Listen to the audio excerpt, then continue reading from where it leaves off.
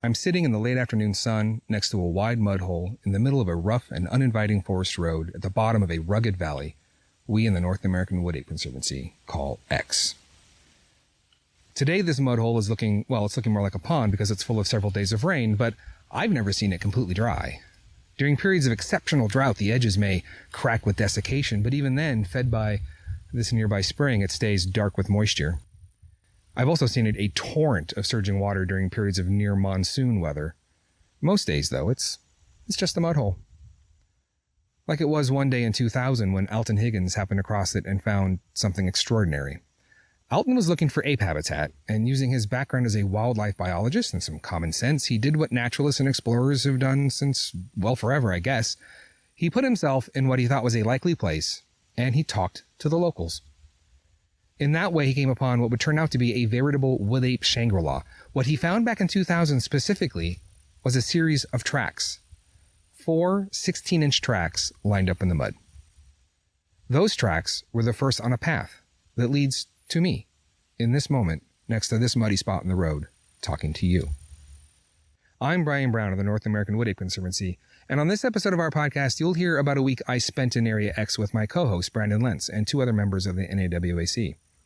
You'll hear about a week that was both extraordinary, punctuated with adventure and moments of thrill, but also mundane.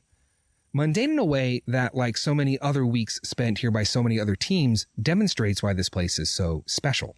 The place Alton Higgins found because he bothered to look. The place into which our organization has invested uncounted thousands of dollars and man-hours over nearly 20 years in what I believe is the single most extensive and sustained field study into the animal commonly referred to as Bigfoot. Just 1 more week and 4 more men in a long line of both, hoping to change the natural world as we know it. This is the official podcast of the North American Wood Ape Conservancy. This is Apes Among Us.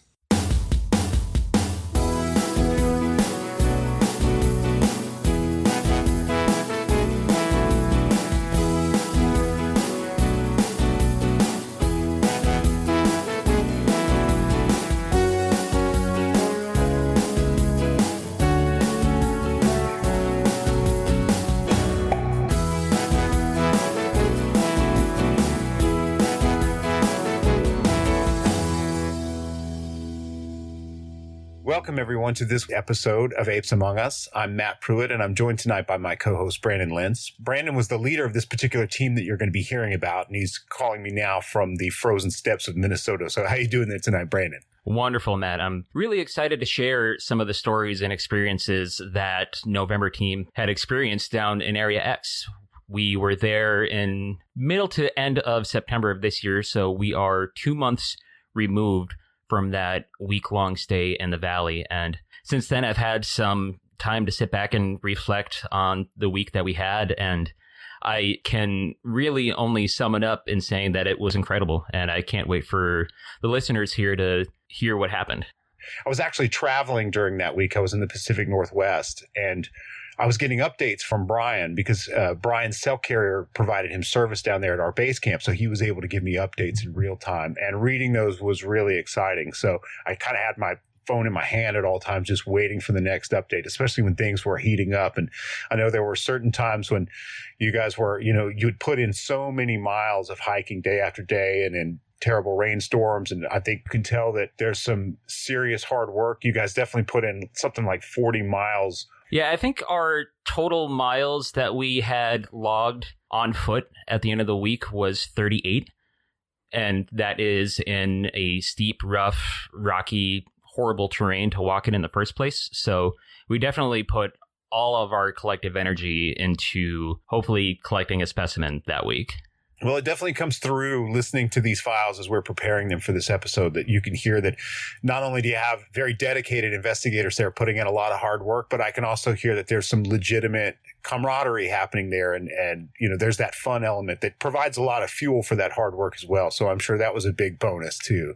Absolutely. Those guys that I was there with during that week, David Herring, Rich, and Brian Brown, we all comprised November team. We hadn't seen each other in over a year, and that happens a lot in the NAWAC, is that you don't really see you are friends within the organization until you take the field together. And a lot of times it's only one time per year. So those guys I hadn't seen in at least a year. So, and you can really tell that that energy translated into what we recorded and what we are sharing here. Among a lot of the other activity that you guys experienced, listeners are also going to hear about a couple of visuals that happened in the valley that week, correct? 2 visuals. We heard several vocalizations. There were a couple of tree falls. Some other crazy things happened that only seem to happen in Area X, and you'll be hearing all about that.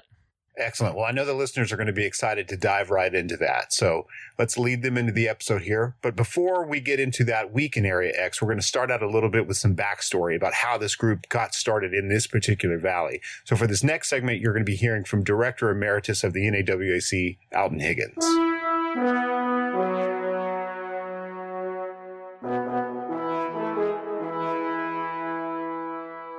Our next guest is Director Emeritus of the NAWAC, Alton Higgins. Alton's voice might be familiar to our listeners, but the story behind the discovery of Area X might not be.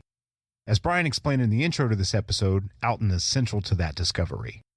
Alton was a longtime wildlife biologist for the state of Arizona and has logged countless hours in the field conducting bird censuses and many other biology projects. He also taught biology at the college level for a number of years before retiring just a few years ago. These days, Alton splits his time between helping to raise grandchildren, playing clarinet in his church orchestra, and working to validate the existence of the wood ape in the Ouachita Mountains. Alton, if you would, please tell our listeners about the events that led to the group's work here in Area X. Okay, good talking to you, Matt. I have to go back to summer of 1998. We had a family living in Washington State, so we took the family on vacation, and on our last full day, we were with my cousin in Battleground. He and I decided that we wanted to go look at an area where some of the people in his church had recommended that he look at for elk sign to go elk hunting. We were on some Forest Service road somewhere between Mount St. Helens and Mount Adams, a beautiful, beautiful area.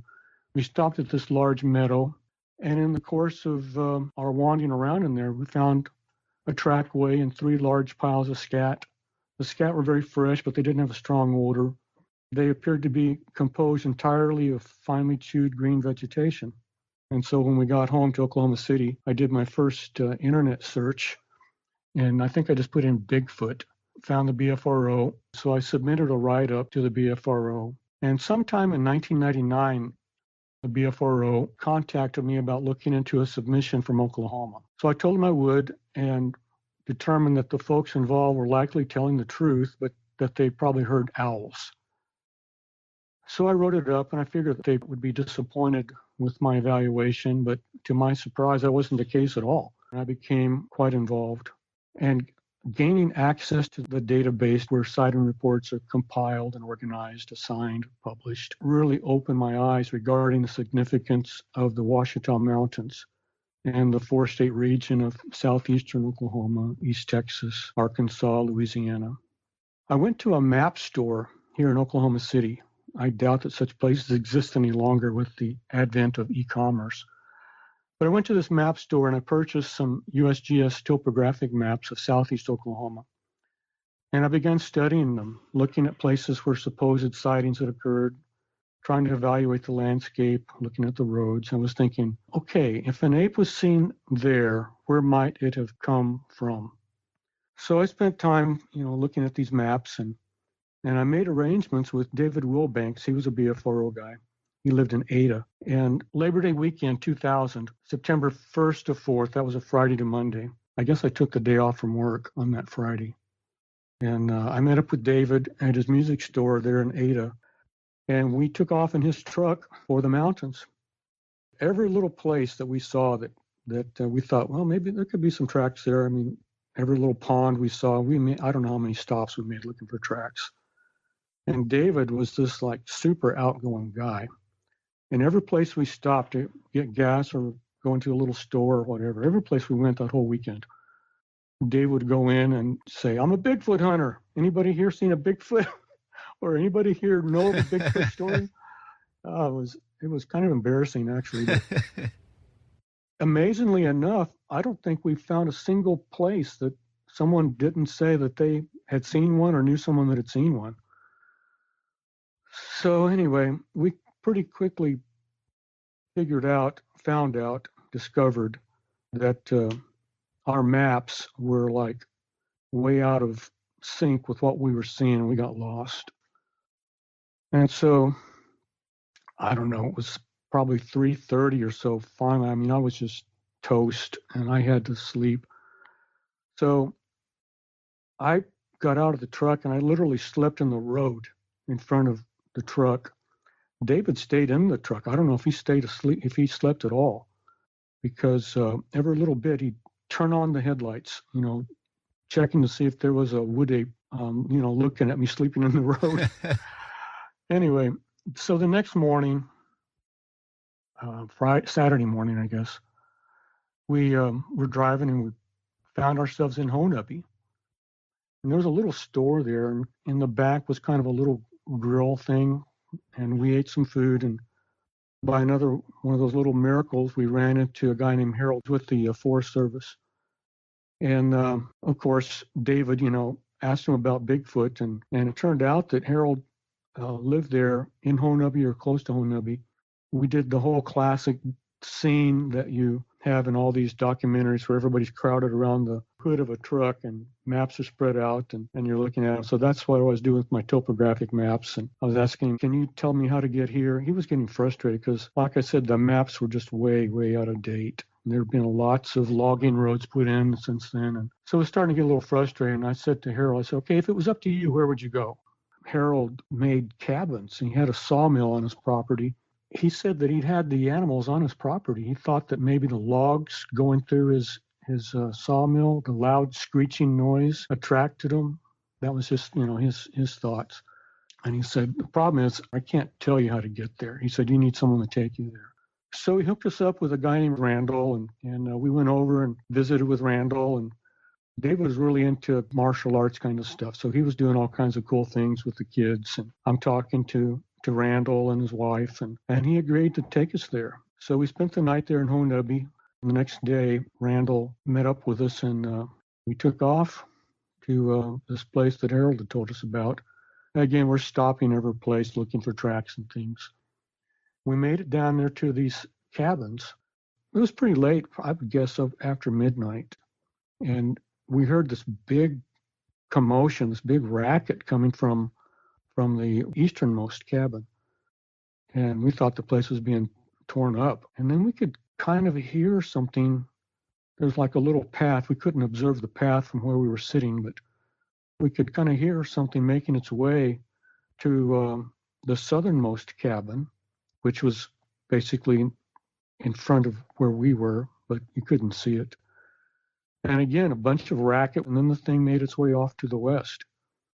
Well, the next morning we got up, we went over to look at these places, expecting to find a big mess, but they looked undisturbed, and that really confused us. On our way out, we stopped and saw this dried mud hole, and there was a little like accumulation of leaves. And I was drawn to it, and I pulled out the leaves, and there was a deep impression in this dried mud of just a beautiful track. And it was actually Randall that discovered that it was a trackway. There were bear tracks there too, apparently a mother bear, because it was large tracks with little tracks. But provided a nice, comparison.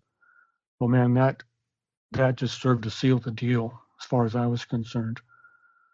So this was, I guess this was Monday now. And I had to teach on Tuesday, so we had a long ways to go. We stopped at Broken Bow. There was a guy there named Dr. Lewis Stiles.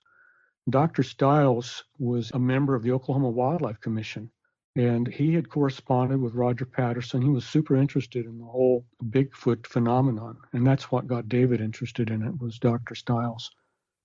And he was 69 years old when we visited with him. He died just last year, actually.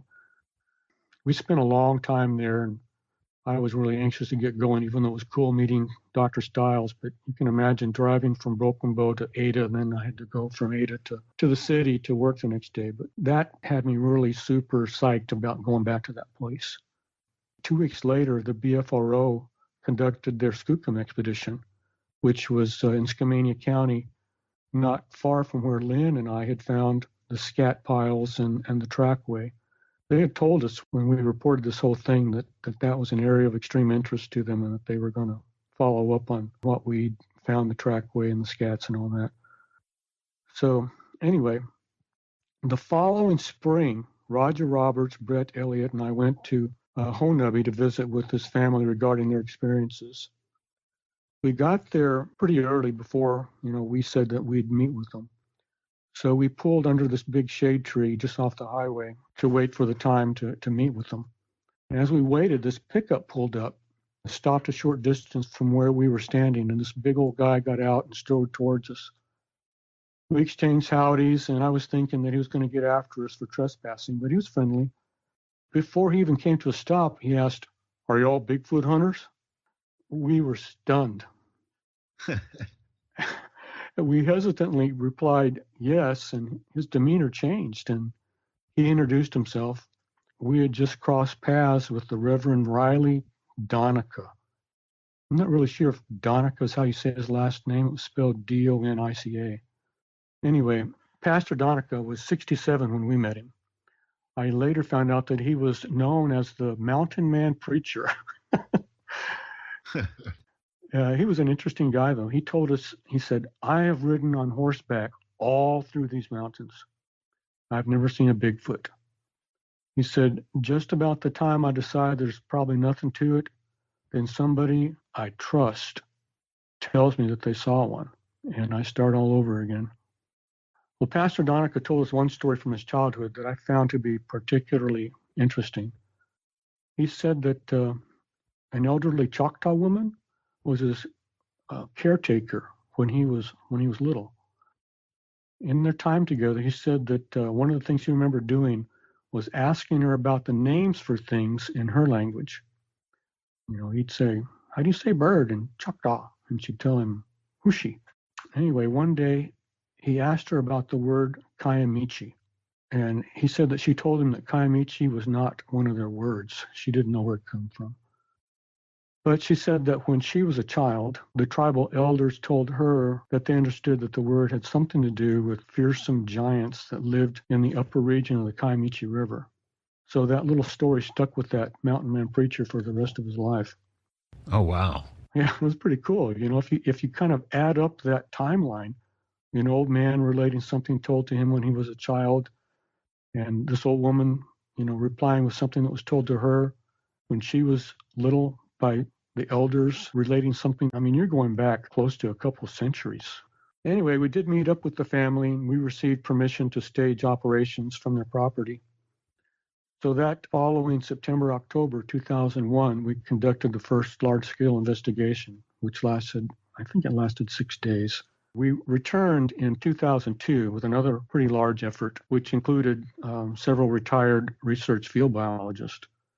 One of them was a guy named Ron. He discovered some big handprints on my truck. And those prints, along with some others discovered during this general time frame, formed the basis for an article that I wrote about handprints, which can be found on our NAWAC website. So to wrap this up, in 2003, I was invited to speak at the International Bigfoot Symposium in Willow Creek. And Dr. Bindernagel recommended that I give my presentation at the upcoming Texas Bigfoot Conference. And that's where I first met and eventually joined forces with some of the folks affiliated with the TBRC. 2005, I focused then exclusively with helping the TBRC and its transformation into the NAWAC, along, of course, with notables like Darrell Collier and Brian Brown and many others. And the focus on long-term field studies began then in earnest in 2006 with Operation Forest Vigil. And we've been at it ever since. I can only imagine what that must have felt like to actually see that track in the ground and to move from following a hypothesis and trying to study what seems to be viable habitat to then having that direct confirmation that not only are these things real and that they're here, but that there was one, at least one, right there in that spot not very long ago. Do you recall what that felt like? Oh, yeah. It was, like I said earlier, it kind of sealed the deal for me. But I mean, I'd seen a track way before, in Washington, and this looked very similar, but still, when I was younger, I'd seen the Boggy Creek movie, but I didn't relate that really to Bigfoot in the Northwest. Mhm. And even though I'd seen all these reports, it was still different to see something for yourself. I don't know how to really relate the shock. You pull out the things and there it is, and it's just like, holy cow. I'm sorry, I can't really describe it. It just slaps you in the face, and you just know you have to follow up on it. You have to go back. And I guess for the listeners too, I don't know if we touched on how large that track was, or what the track measured at, or the step length, stride length.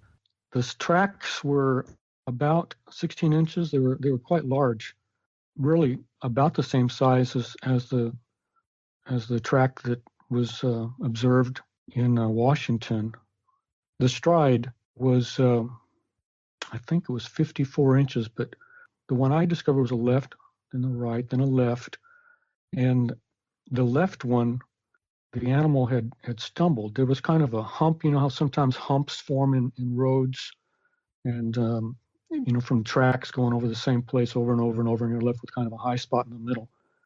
And the left foot, the third step, had stumbled on this hump in the middle.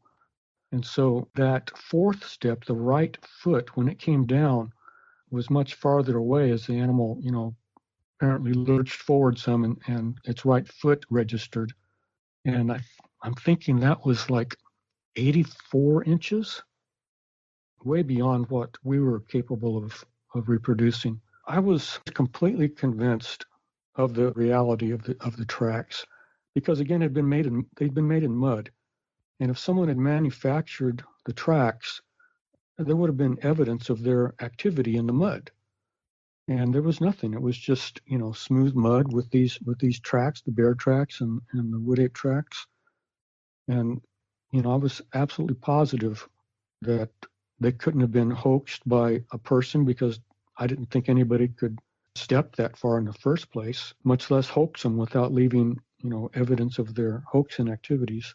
It was just a stunning event. It was a life-changing thing, and it just didn't affect my life, because, I convinced others, hey, we have to get back to this place, and it's changed a lot of people's lives as they've returned there, and tracks. We haven't found lots and lots of tracks. The area is just super rocky, but we have found some other tracks and found lots of other forms of evidence, like I mentioned, with handprints and vocalization recordings and what have you. But it's a special area. It's so serendipitous. I mean, I hope our listeners understand the fact that we have as many tracks. I mean, we researchers, going back to the 50s, let's say, the fact that we do have the tracks that are available is pretty astounding. I think Jeff Meldrum has around 300 in his collection.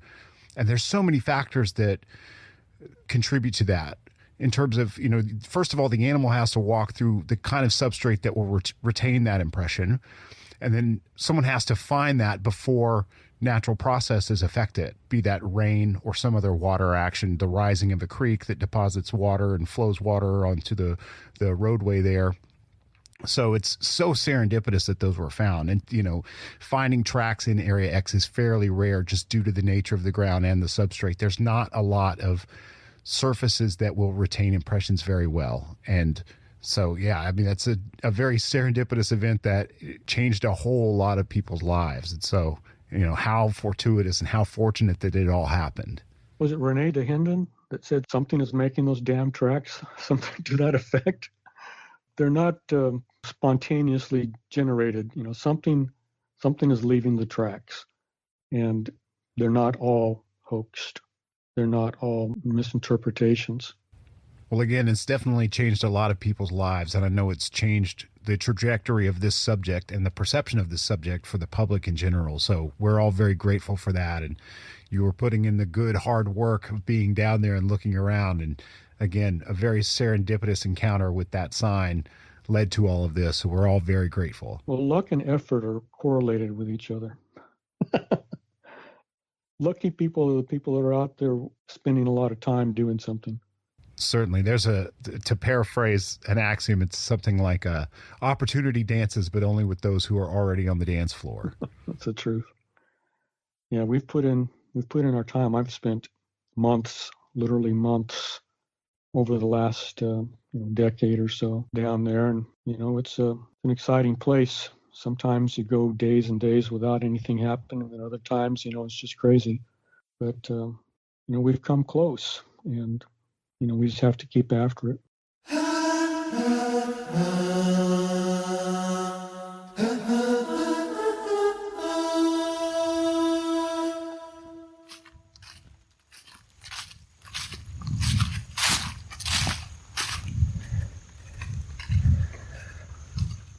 It's Sunday, about 9:20 in the morning, and we're walking down one of the forest roads here in the valley that we call X, on our way to investigate an interesting thing that one of our members found, a guy named Blake, looking at some satellite imagery on Google Earth, actually. Discovered a strange black, gorilla-shaped, to be honest, blob. And interestingly, it wasn't there in other photos taken at other times. Now, if you're like me and you've been looking at satellite photos of this place for, more than 10 years, back in the day, they were really nothing more than sort of dark green shaving cream. You couldn't see any kind of detail whatsoever. You couldn't see anything. You just knew it was trees. But now, you can see individual trees, you can see deadfall, you can see boulders. The level of resolution is becoming quite impressive, actually. So it does seem logical that someone might be able to look at a satellite photo of this area and potentially see an ape. And it's entirely possible that's what Blake did. The imagery that he's looking at was taken in the winter, so there's no foliage. It's just the trees with no leaves on them, no sort of underbrush, and this particular shadow, whatever it is in a little bit of a clearing. But if you look at it, yeah, you can sort of talk yourself into believing that what you're looking at is what looks like the back of a gorilla. So this morning's mission is to go over to where that photo go over to the place on the ground where that image was showing and see what's there. Is there a big rock? Is there a deadfall? Is there a snag that could have tricked us into thinking that it was an ape? So anyway, that's today's adventure.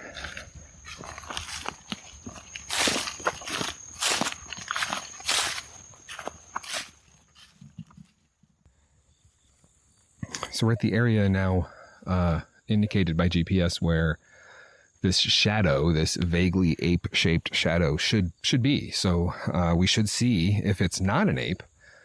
And since the image doesn't show the ape-shaped shadow, the ash, A-S-H, we should see a big deadfall or something that would appear to be very dark and black, almost a shine to it. We should see it here. We should see something. And I think the most likely candidate would either be a deadfall or some kind of branch snag. And as I'm standing in this area, I don't see anything. I don't see anything like that. We're very close to the homestead. We're within 50 feet of this area that we call the homestead, which I'll talk about in a minute. But I just don't know what to make of it. I don't see anything here that fits the bill of what we saw on the satellite image. And we're here sort of the last quarter of September. The leaves are starting to turn and fall. They're actually seeing pretty well into the understory, so I can actually get better visibility for a longer range now than typical down here in the summer. There's just nothing. There's nothing here. And so, as hard as it may be to believe, I think that satellite image is showing something that was transiting. It was moving through the area. And now I suppose it could have been a bear. Very large bear if that's the case. Using the tools in Google Maps, we've got this thing pegged at around 8 feet long, appearing in the image.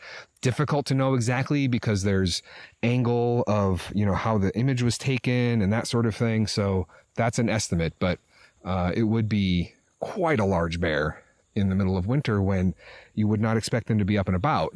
The bears here do hibernate in the winter. So I was very skeptical of that image when I first saw it. My assumption was it was deadfall, but I am standing here now and I see nothing that makes sense. Nothing that would be that black shadowy thing. So I'm going to chalk that up as minimally super interesting, potentially really cool.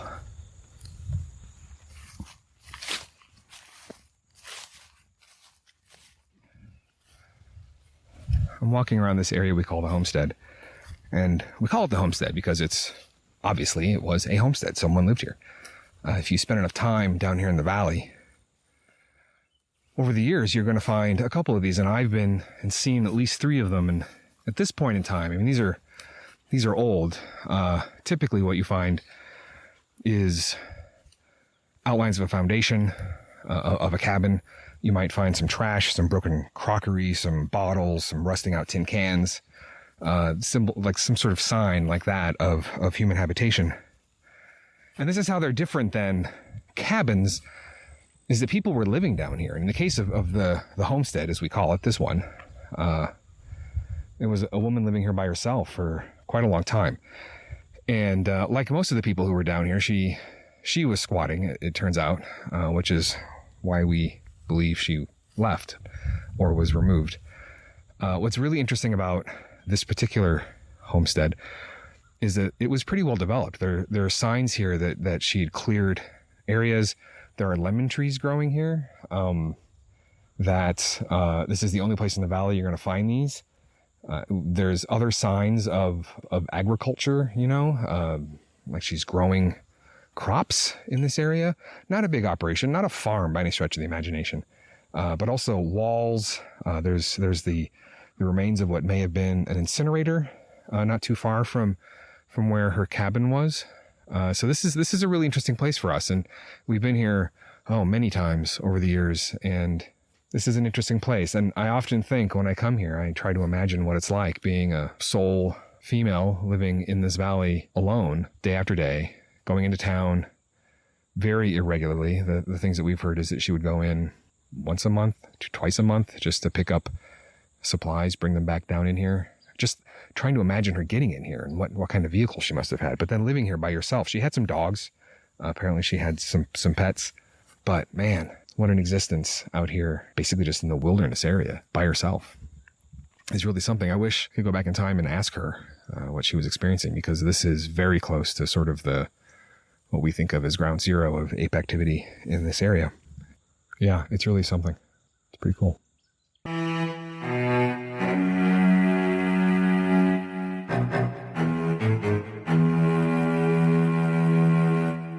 It's Friday, the 27th of September. It's the end of a week that the 4 of us have spent here in Area X. A week that is in some ways really amazing, but other ways kind of normal for this place. How would you summarize, Brandon, the week's events and give us a little bit of color on how it started for you and Rich almost right after we got here? Well, we had been here for roughly an hour or so last Saturday, so that was 6 days ago now. And I decided to just take a walk down one of the walking paths from our base camp. And Rich here tagged along with me. And within minutes of our walk, we heard from the distance what sounded like an old man yelling, or just like a person yelling in the woods. Yeah, that was quite loud. Yeah. So we heard that, and immediately following that, we heard a pack of coyotes that were going off. They were screaming, ridiculously agitated. And I thought that was compelling. Yeah, we heard that back here. Dave and I were back here at camp, and we heard that. And I was like, that was weird. But then the coyotes kicked in. You were way closer, so you heard it way better. But yeah, that was an odd vocalization. Yeah, very bizarre. And Rich, you were probably still jet lagged, but what are you thinking at this point? Like, you just got here and you're hearing these crazy things. Yeah, I was stumbling down the path, to be honest. And then I heard that sound. So we both looked at each other in shock for a little while. And one of the things we've said this week is you always say, "Did you hear that?" And it was, "Did you hear that?" Yeah. I think the slogan for Area X is, "What did that sound like to you?" Yeah, and everyone points in 4 different directions, right? Exactly. Anyway, you hear this crazy voc, and like, how far away are you from camp at this point? 100 yards at best. Okay. Yeah, so not very far at all. Then what? So we continued on down the path towards those vocalizations that we had just heard. And minutes later, both Rich and I heard a classic wood knock from on top of the mountain. And Rich was behind me at the time, and I looked back at him and pointed up in the direction where he heard the wood knock from, and he had confirmed that he heard it too. So we stopped for a minute and listened and didn't hear anything else. So we continued on down the path. And maybe 3-4 minutes later, from very, very close range, both Rich and I heard what sounded like a classic monkey sound, like from, I would put it at 25 yards away. Yeah. And that raised the hair on my arms. Yeah, that's a sound that we've heard so many times in here now. That it's low too. It's not like they're trying to display. It's almost like, who was it? Somebody thought maybe it was an involuntary type thing. Yeah. It was almost like it was a surprise. Right. We'd walked upon this animal that wasn't expecting us. And it was... Which was just, I might make a sound very similar to that. But it was, if I recall correctly, it was starting to get pretty dark. Yes, the visibility was starting to degrade quite a bit. It was late in the evening. So we continued on down the path after we heard that vocalization, and we heard one more wood knock, this time from a different direction. And after that, it had been getting dark, as you had mentioned. So we turned around and came back to camp, and we were gone for maybe half an hour at best. Yeah. And in that half an hour, we recorded 4 notable ape events. And this was our first night here. Yeah. So that was a very good start to the week. We do have automated audio recorders out in the field again this year. And so since we could hear it at camp and you guys heard it very well down the road, I have high hopes that when we pull that ARU out, that's over sort of in that general area, that we'll get that vocalization. That would be great. So the next day we went and investigated that sort of apish looking dark figure that Blake found on Google Earth. We've already done a segment on that. There wasn't anything physically there that would have accounted for it. What do you guys think? What do you think about when you think about the fact that there's this figure that is sort of vaguely or not so vaguely shaped like an ape, and there's nothing physically sitting there that can explain that? What are your thoughts? I'm now convinced that we have an image of a wood ape. We have seen apes in that area before. We've heard apes. You and I have seen 2 apes very, very close to that area. Very, very close.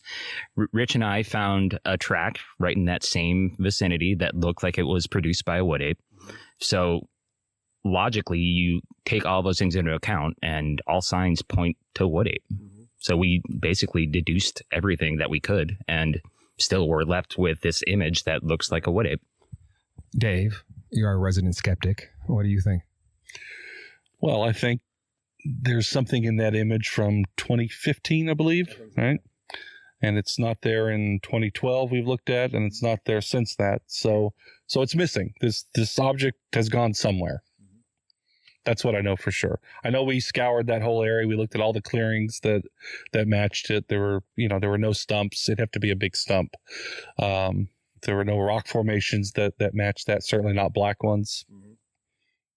And it looks an awful lot like a gorilla from the back. It does. Captain? You've demoted me. I'm sorry. I thought you were a captain. Well, former captain. The head shape on whatever it is, I think points towards an ape. Yeah. I don't think, it's conical head shape. And I don't think it's a hunter. Hunters wouldn't wear black. Right. And there's no sign of any protruding weapon. Right.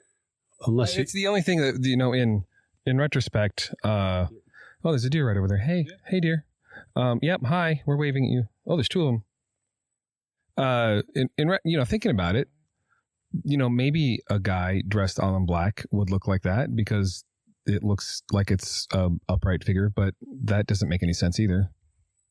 Not at all. No. That looks like an ape. Yeah. I'd like to believe it's an ape, and I think it is, to be honest.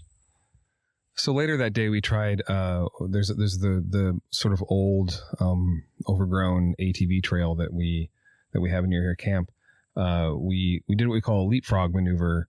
We were going to basically drop you off in a stationary spot to hunt, and then we were going to basically be bait and kind of like walk back and forth in front of you.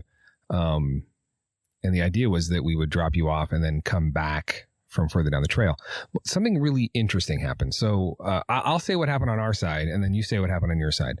So we drop you off, and this is something that we think we have reason to believe that the apes in this valley, first of all, I believe, a lot of us believe that they observe us quite a bit. And when we go out on these sort of excursions, that they want to keep track of our location and might actually follow us. But when we break up in groups, they're maybe not so good at counting, and we seem to have been able to confuse them sometimes and get them. We've actually had quite a few visual sightings of apes that have occurred because teams have split up and started to do some strange things, and the apes don't seem to be able to keep track of us very well. So we were hoping that something like that would happen, and you, being stationary with your rifle, would be able to collect a specimen. So we drop you off as we planned, and then we keep going down the road. We go much further than we'd originally talked about when we sat down with you and came up with this plan. We had to be half a kilometer from you, if not more. We hung out a little bit, then we came back and did the thing. What happened while we were gone?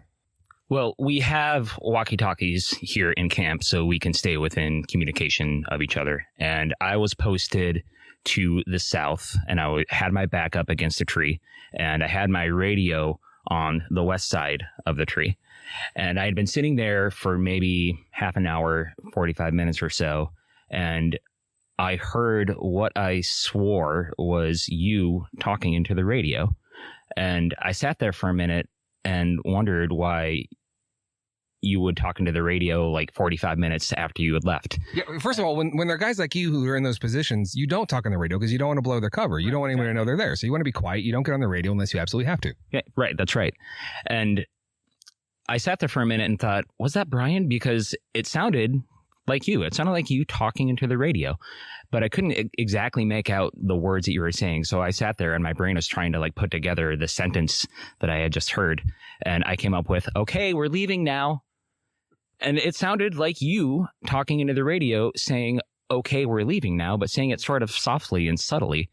And last night I came to the realization that I didn't hear the sounds of keying in on the walkie-talkies. So you didn't talk into the radio at all, and you were nowhere near me at the time. Right. There's no way you could have overheard me say anything because we were so far away from you, and I clearly didn't talk into the radio. Did I talk in the radio, you guys? No, I didn't talk in the radio.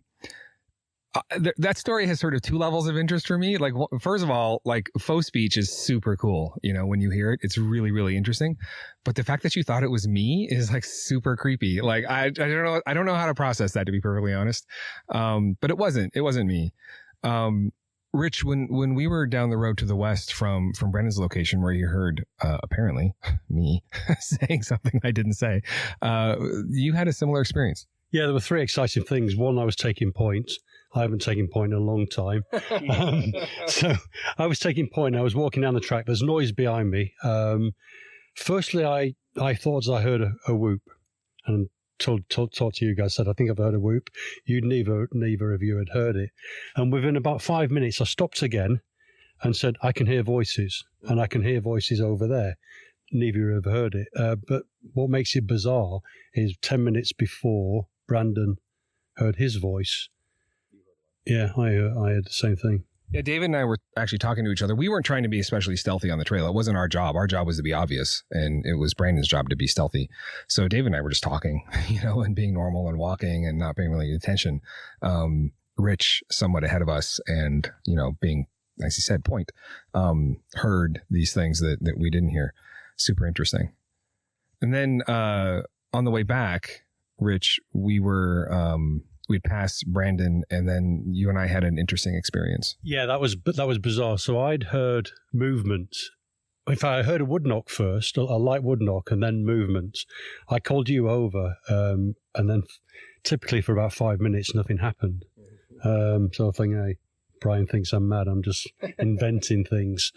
But then we had movement in the place I initially heard that movement, and within a few seconds, we heard Brandon coming back along the track. Yeah. He was bipedal, something walking down the track just round the corner from where we were. But at that point, Brandon came up on the radio and asked where we were. Right. And Brandon asked us where we were, and I had told him initially that we were to his east because this valley confuses me, and I always get east and west confused. And then Rich corrected me, so I radioed to Brandon. No, sorry, we're to the west. And he didn't call back. Turns out he had not heard that. But yeah, we're standing there and we're listening intently. We're trying to listen because there's just enough movement across the creek in the wood knock, and it's super interesting. And I'm really trying to hear. And then I hear Brandon coming down the trail so obviously, and it's annoying to me because he's making so much noise. I can't hear very well across the creek. And then Brandon, where are you? You radio to us. Yeah, I was actually west of your position at this point. You're still getting the directions mixed up. I'm still getting it mixed up. No, this is all part of OPSEC. Sorry. Yeah. So I was to the west of you, and I had walked for 300 yards. And when I radioed you, telling you that I was leaving my position and I wanted to meet you, you said, okay, you'll run into us fairly quickly. Right. So I thought, okay, great. I just passed you. Yeah. So I walked to the west, and I walked for 5-10 minutes, and you're nowhere to be seen. So I radioed back to you. Are you sure you're to the west of me? And I'm like, no, I told you we're to the east. And I just said, no, we're to the east. And then I look at Rich like, what? Because that was Brandon, who was about to come around the corner.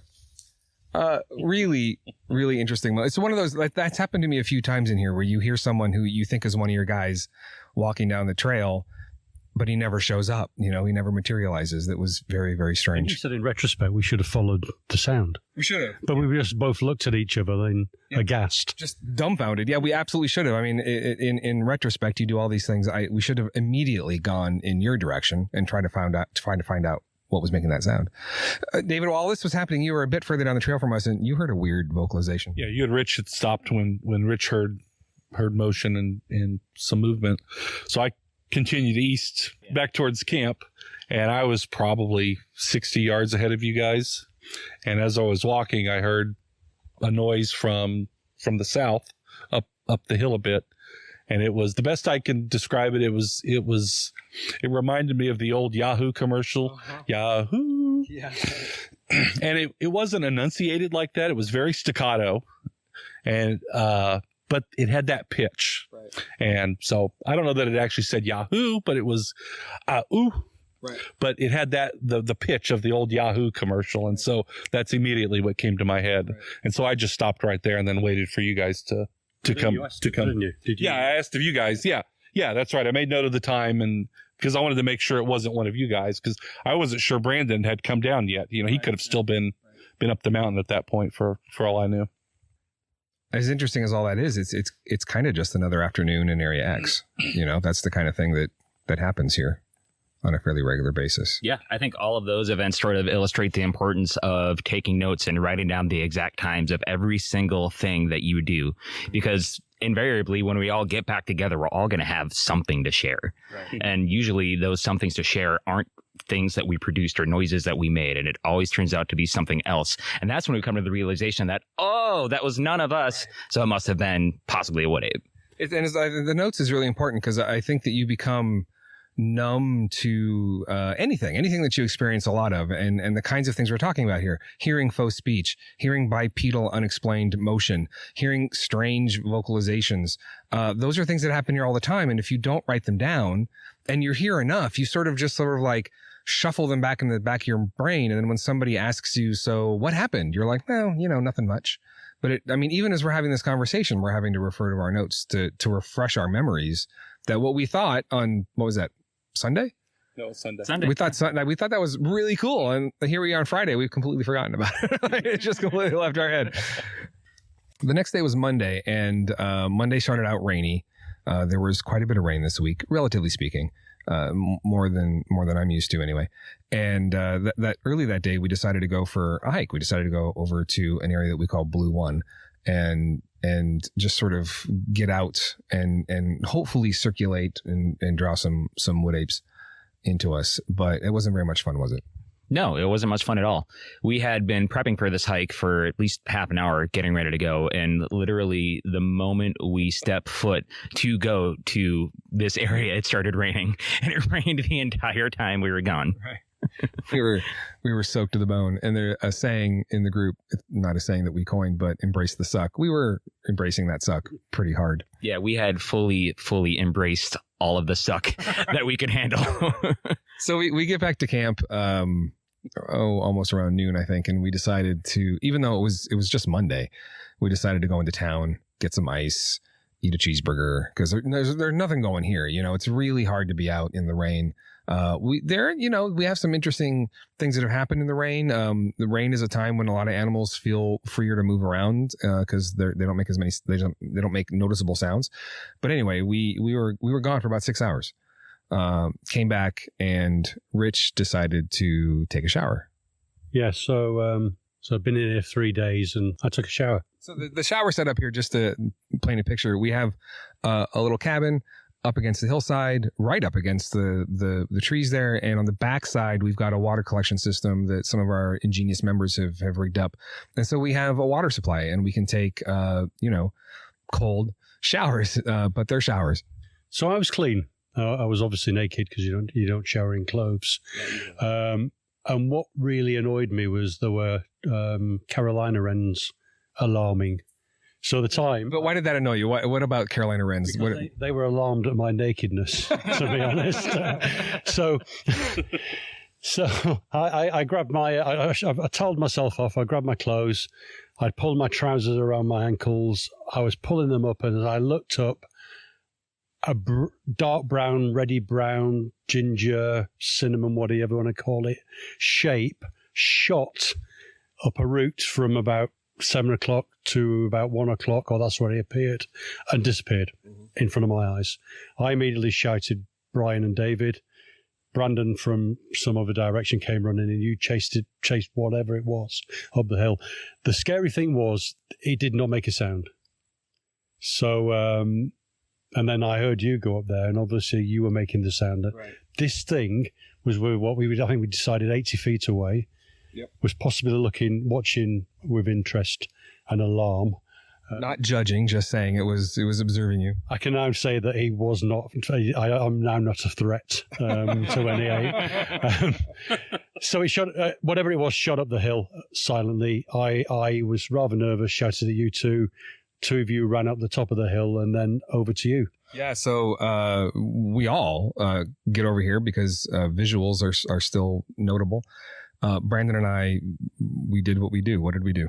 Well, I had just finished up in the outhouse. I was literally coming back from a visit to the outhouse, and this was the time we were all taking care of basic human needs. Right, correct.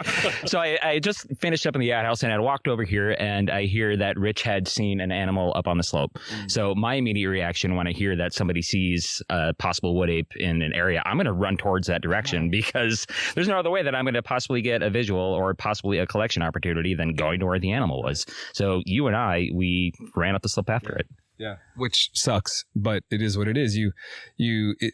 Again, there are instances of this where there are further visuals that can take place, and so you and I charge up this sort of little slope in the back. There's a small ledge up there, and as we got to the top of the ledge, I'm looking up there now.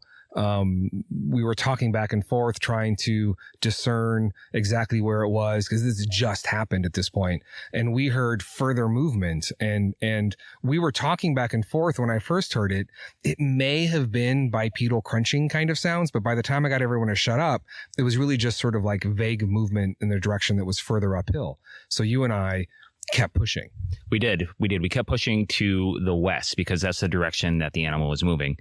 And as we kept going up the mountain and moving further in its direction, it ran off to the west and we didn't hear it again. Right. But we heard it making a clatter of rocks and noise at least 2 or 3 different times. Yeah, I mean, it was clearly moving away, moving generally to the west, sort of southwest, and it seemed to me at the time, and I'm going to come back to this in a second, but it seemed to me almost like it was drawing us up. You know, it was drawing us away. That's because it was being so obvious, whatever it was. We didn't ever see anything, but clearly there was an animal, a large animal, moving in that direction. So the next morning, we decided to do a little bit of a simulation to sort of recreate the event. So Rich, again, just to help people understand the setting here, to the east of our cabin, there's a little drainage, a little draw coming down the slope. There's another one, sort of its twin on the west-hand side. But on this east-hand side, Rich, when you put me over there, describe for the audience how I compared to what you saw. Well, before that, I'd walked up to a position where I thought the animal was. Right. And it was immediately obvious where I thought it was, it couldn't have been. Right. There was too much green briar. There was too much brush. If that animal moved, it could not made a sound. So I then moved back and hit a draw. There's rock all the way up the hill from about 7 o'clock all the way up to about 1 o'clock, probably up to 12 o'clock. So that probably was the route the animal took. Mm-hmm. So I called you over. You walked up the hill. I walked down to the shower and looked in that window that I saw the day before where the animal was. I moved you up to that position and you were half the size of what I saw. At best, yeah. And what was interesting is as I was going up the draw, up the little drainage, Rich kept telling me to move to my left, and there was this beautiful. The rocks here are really weird. They're sort of geometric, and I mean they break off like in rectangular, like, you know, squarey kind of things. And as I'm going up, there's this beautiful ledge, this like nice flat. It's almost like somebody put it there. It's like a little balcony in this drainage, and I was hoping, because that would make a lot of sense to me, that you were going to put me there, and you made me stop right on that ledge. And as I'm sitting on this ledge, I can look down, and there's a nice, pretty little window all the way down to the shower. If I was so inclined, I could sit up there unnoticed, perhaps, and observe the shower. And also, we noticed, I think it was you who noticed, the moss was rubbed off some of the rocks there, as if something had been sitting on them. So I'm going to go back to the animal that we heard moving away. It is often the case that we encounter pairs of animals in this valley. As often as not, I don't know the exact numbers, but I would guess half the time we're looking at pairs in when people have visuals or other kinds of encounters. And we've also seen examples of them employ sort of tactical thinking where if you are focusing a lot of attention toward what you believe to be an animal, you will hear some distraction from another place. So it seems plausible to me that what we were seeing is another example of that the noisy thing going up the hill in the opposite direction of where the cinnamon colored one went was actually doing that on purpose. Yeah, and I tend to believe that because when we were up on the slope, it wasn't a continuous motion of movement. Mm-mm. We would move up the slope a little farther and stop to take a breath, and then we would hear more clatter. Right. And then we would move up farther, and then we'd hear more noise. Right. Move up farther, hear more noise. So it wasn't like a continuous movement. So it really seemed like the closer we got to whatever may have been a second animal, who knows, the closer we got to it, the other one was trying to draw us away. Yeah. And that's exactly right. It seemed like it was like checking. Oh, they stopped. Click, click, click, click, click. You know, rustle. Oh, here they come again. I can move. And that's why I felt like we were being drawn along. It was really interesting. And then just seeing, I was able to take a photo, or Rich took a photo from his position at the shower to where I was. We put the image onto my iPad, and then Rich drew his memory of the shape, and it was quite a bit larger than me. Hold that window up, and you were in the middle of it with 2/3 on either side. Yeah. It was very big. That was cool. Visuals are cool. What do you think when you see something that's that big that you know is out here? I mean, how does that change the way that you think about being here and doing what we're doing? What surprises me, and it's done so since last year, is how close these things can get. And the size they are. Yeah. That was within 80 feet of me. Mm-hmm. The year before, there was one behind my hammock. Mm-hmm. And there's just it's just a number of things that happen in this valley that show that we think we're the masters of the woods. Right. We're clearly not. No. Because we'll bumble around and make noise. These things will walk within a few feet of you, stand or sit down, and you're not aware that they're around. Yeah. Until you make that move, you look up just as it's looking at you. Yeah. And it's been rumbled and it runs off. It's one of the reasons why we like to keep a dark camp, what we call a dark camp at night, with no lights, no fire, is because we want them to feel as comfortable as possible coming in. Now, that night, Dave, we had heard some motion in sort of the same general area. We were kind of getting the idea that maybe we were getting a second visitation. You and I heard a vocalization. Can you describe that? Yeah, it was to me. I hear the group talk about huffs, and it was kind of like a couple of huffs, you know. Well, what had happened is we had heard what we thought was maybe like a mouth pop or something, and you had done I did a mouth pop. I went, right, and right after that, Dave and I heard this, and then there was a pause, and but you guys didn't hear that though. No, I did not hear it. How close was it? Oh gosh, it was right over there. It was basically where. Yeah, right into that drainage. Yeah. The next day was Wednesday, and we started out that day going back to the general area where we were investigating the dark, apey, shadowy thing. I should come up with a better name than that. But we went back over there. We wanted to see a few more things and sort of look at it one more time. And as we were there, Brandon, we heard something from the direction of the creek. What did we hear? We heard just general rock displacement, the sounds of rocks hitting rocks. Right. It almost sounded like something striking rocks together. Right. And so that's interesting. Rocks generally don't hit each other like that. So I picked up a rock and I banged them together. And what did we hear, Rich? You got a response. Yeah. And I thought I heard a light wood tap as well. Mm. But then again, light wood taps at the moment with the amount of nuts falling out of the trees. Right. You can't definitively say you had a wood tap. Right. But we did hear a response. Yeah. We did hear a response to the clacking, which then made me clack again, and then it shut up. Again, I don't understand the code yet. I don't know what these mean. But that was kind of fun. But that was pretty much it that morning. We came back here, and Brendan, you had the idea to do something quite a bit more than just walking down the road. What did you want to do that night?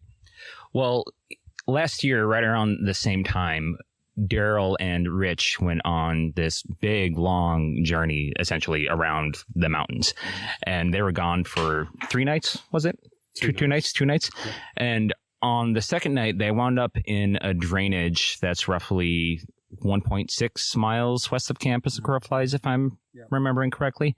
Yeah. And that night, they had experienced a litany of activity, and it was the kind of activity that seemed like it was possible the apes that were there hadn't seen humans before.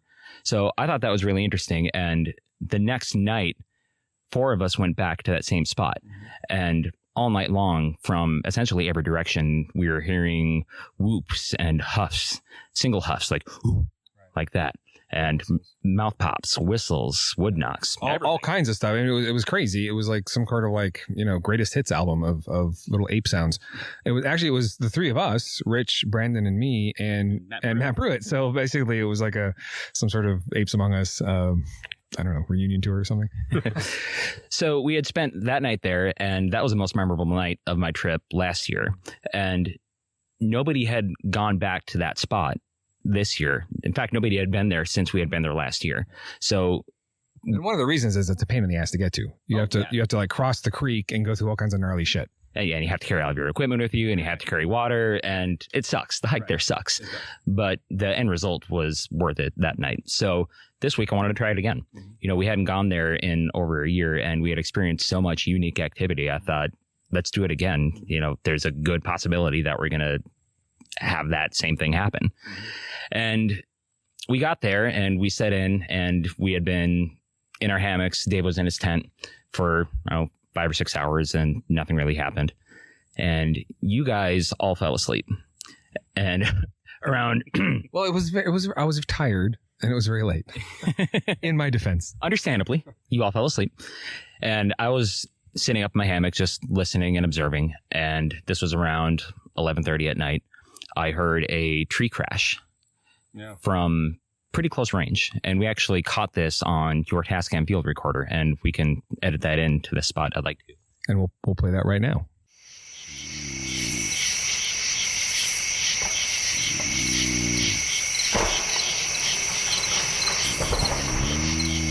That's a tree. You guys heard that, right? What?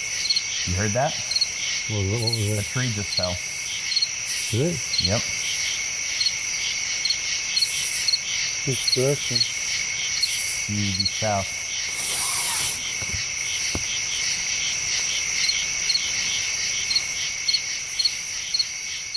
So after that, I had heard a couple more wood knocks from a couple different directions. And at that point, Dave got out of his tent and he said that he didn't want to miss anything.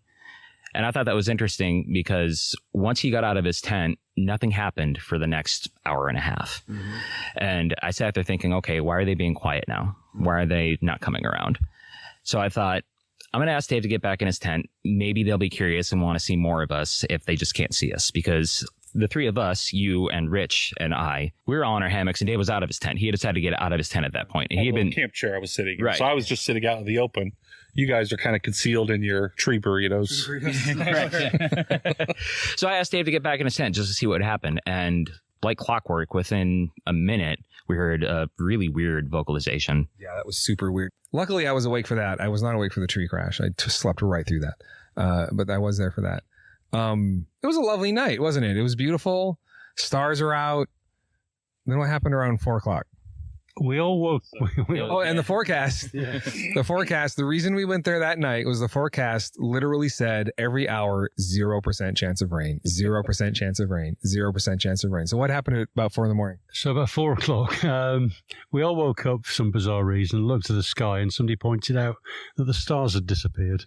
And then there was a question that there might be rain. And then within like 2 minutes, the wind ripped up the valley. So at this point, we were all crashing around, collapsing hammocks. It sounded like a jet engine. It sounded like a jet coming down the valley. So it was obvious that we're going to get rain. So we collapsed hammocks. Somebody pointed out that I got an Australian Army tarp in my bag. So we pulled that out, quickly put that up, and then the heavens opened. Rain, just like really close lightning. You guys were huddled in. Yeah, Dave brought a 2-person tent with him with the intent of sleeping in it by himself. I never planned on joining Dave in his 2-person tent. But as soon as the storms moved in, I really had no other choice but to huddle in there and try my best to stay dry. Yeah.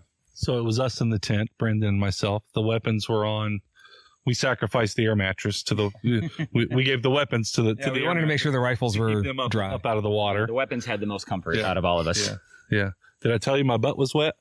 Yes, you did mention a few times that your butt got wet. While Rich and I were outside the tent, huddled under this tarp. Gosh, at one point the wind is blowing so hard and the tarp is like lifting up, and the rain, like it's coming in. So we stayed mostly dry. We were mostly dry. I was very surprised. I thought at one point that we were going to get soaked. Yeah. The amount of rain that was hitting that tarp, I thought we was going to either push it down, or it was going to get blown away. Yeah. But it's amazing what 2 bungees, a few tent pegs, and rocks can do. It is. It really is. So we actually went to sleep. Well, you went to sleep. Oh, okay, I laid there wondering if some kind of viper was going to curl up next to me because it was freezing cold. And I think you said, is this what soldiers do? Right. This is my idea of what it is to be a soldier sitting in the mud. Actually, it wasn't. It was dry. It rained. The bad stuff was over probably within an hour, and then it just kept raining until basically daybreak. Yeah. At which point 3 hours total. Yeah, it was around 3 hours, and that entire time I was huddled in a corner of the tent, not comfortable whatsoever, and I hadn't slept at all that night because I was up observing and watching and hoping to see a wood ape or catch wood ape activity. So I got maybe half hour of sleep. An hour at best, but it was fitful. Sure. So I just sat there playing podcasts on my phone. And at one point, while it was raining, I decided to play an old country and western tune by Marty Robbins just for the sake of entertainment. I think my favorite part was when Rich and I are huddled and there's like crashing lightning outside and just the thunder is like so loud and there's so much water. And Rich looks at me and says, now this is some proper Bigfooting.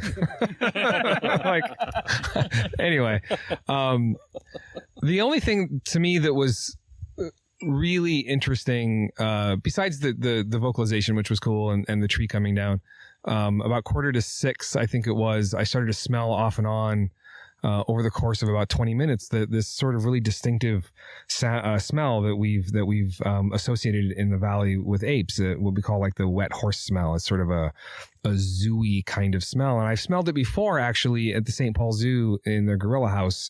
A silverback came around the corner and the wind was behind him. And it's the same smell. It's just like a smell of a big animal. It just happens to smell like a gorilla. And it was very nearby because I could smell it in the rain. And then maybe half an hour later, Rich? Yeah. We both, well, I was woken up, but you were already awake, but we both immediately sat up following, I can't describe it, somebody dropped a large boulder onto the floor. Yeah. You felt the vibration. Yeah. We both sat up, shone our torches in the wrong direction out into the creek, and then you said, no, it was behind us. Right. But immediately after that boulder crash or whatever it was, there was heavy movement as whatever it was disappeared. Yeah, something made a really powerful thud. I don't know if it like stomped its foot. I don't know if it dropped a rock. I don't know how it did it, but there was this sort of deep thud that, laying on the hard ground with my back on the ground, I could feel the vibration. That's what woke you up. And then there was motion right after it. I'm not going to say it was footfalls or anything. I can't really tell you what it was because, again, it was still raining. But that was pretty close too. That had to be within like 20 feet of us. Yeah. Then we waited for the sun to come up or start to come up. We struck camp and came back and were again miserably, horribly soaking wet. Cold, wet, tired as all get out because nobody dead tired. Right? Like I remember walking back to camp from that place and I just felt like a zombie. Yeah. Like I was in such a tired stupor walking back. For not the first time in this valley, you're just on these hikes and it's just like you have to just will yourself to keep going. Just keep moving your feet. You'll get there sooner or later. And what I know is, it's not, we can't get there as the crow flies the way we get in there. It's maybe a 2-mile hike, but it seemed like we were hiking for 10 miles. Yeah, absolutely. 10 miles in the rain over wet rocks. We had to do a few different creek crossings. Oh my gosh, it was so slippery. And it was incredibly slippery, as you say. And all of us were carrying rifles or holding equipment. So it was a dangerous hike back. Yeah, I'm actually honestly surprised that nobody fell. I fell twice this week, but not on that hike. And I think what made it worse, we had to collect all the light sticks that we'd left out the night before. So if we had to extract ourselves in the middle of the night, we could find ourselves. I brought a lot of glow sticks from work. Don't tell the Queen. But Her Majesty provided a lot of glow sticks, which we snapped and hung in trees. So, of course, you don't want to leave plastic out in the middle of the woods, so we had to collect those on the way back. Right. So there's the added pressure. Right. Of finding the glow sticks that we'd left the night before. Yeah, actually, when we were coming back, I was looking at the map like, we maybe could cut a little time off, but no, we had to go back the same way that we came in because we had to get the stupid glow sticks from Her Majesty's glow sticks had to be collected. I still have some. I wonder if she would sign them for me. And then we were miserable, so we again left the valley and went to what we call the Kaimichi Biological Research Station. But we had something very significant happen on the way out. Yes, we did. So on our way out of camp, we were driving up and out of the valley, and you saw a animal moving across the road in front of you. Yeah. What did you see? The road out of here is really steep in parts, and it was very wet, obviously, and there's quite a bit of mud, and it's sort of a technical drive in a 4x4. You guys, the phones were all going off because you can start to get reception. So you guys are all looking at your phones for the first time in a couple of days. And I saw on the left side of the road through some trees. I mean, it wasn't a perfectly clear visual, but on the left hand side of the road, through a couple of trees and kind of a not so overgrown window of underbrush, a dark gray figure moving from right to left. I saw the color, and then I just saw sort of like broken up movement as it seemed to be picking up speed as it moved away. And the reason why I immediately thought that was a wood ape, even as I was seeing it, was because it was too tall. It was too tall to be anything else. It had a verticality to it that a deer, for example, which we've seen a lot of deer in the valley this week. Deer just walked by. Just while we were recording, right? Gosh, for you, that could be like the 20th deer you've seen this week, right? It couldn't have been that. It is in the location that we've had other visual sightings, actually, of gray animals. In fact, if you've listened to our Shades of Gray episode, this is probably just one more that we can add to that list. So yeah, it was dark gray. When Brandon went over and boboed it for me, basically like stood in the area, I realized that I really didn't see any detail. I can't tell you. I didn't see arm swinging. I didn't see leg scissoring. I didn't see its head, but it was bigger than Brandon because it filled the window, and I could see the top of your head just barely. And I'm 5'10". So it was bigger than that, and it sort of filled it, horizontally as well, which you didn't do. So it was a fairly large thing. I stopped the truck. I think I exclaimed something like, "What the hell was that?" or something stupid. And we get out, and you do what we do. You just take off. Yeah. Brian said that he had seen a gray upright animal crossing the road, or on the other side of the road, as I should say. And my immediate thought was, okay, I'm going to go after it. So I jump out of the backseat of your truck and immediately just crash into the woods. Keep in mind, I've running on an hour of sleep at this point. Oh yeah. You're dead tired, and the woods are wet. I don't remember I don't think it was raining at that moment, but the woods had been rained on for hours. Yeah, and everything was still dripping. And I was actually still soaked because we decided to break camp and head towards the KBRS, as you had alluded to earlier. And I hadn't changed. So I was still in my overnight wet, stinky clothes. So I jumped out of the truck, burst into the woods essentially from where you had seen the animal, and I chased after it. And I didn't get visual confirmation of what it was, but as I was chasing it down, I could hear a large animal crashing through the brush down the slope. Yeah, it's pretty deep back there. So the other side of the ridge that the road is on, that drops down pretty fast. So it's precarious, but it went right down that slope away from you. So I don't know. I've been fortunate enough to have a couple of visuals, and this was clearly not the highest quality visual. But again, I've gone through it in my head several times. I've thought about the likely culprits, and I can't get over the fact that it was just too darn tall to be anything else than a wood ape. So what was that, Thursday? No, Wednesday. Wednesday morning. Yeah, because today's Friday. So that was pretty exciting. That was cool. No, that was Thursday. It was Thursday. Yesterday. It was Thursday. It was yesterday. The days, they blend together. Yeah, so that was fun. So this morning, Brendan, you had the idea to try a slightly different hunting technique, one that I'm not sure has been pulled off before. Why don't you describe what you tried to do this morning? Well, my thoughts before coming into the valley this week was that I wanted to try to be unpredictable. I wanted to try to break our usual patterns. And our usual patterns are getting up around 8, 9 o'clock, having breakfast, sitting around camp, and getting ready to go out later in the day.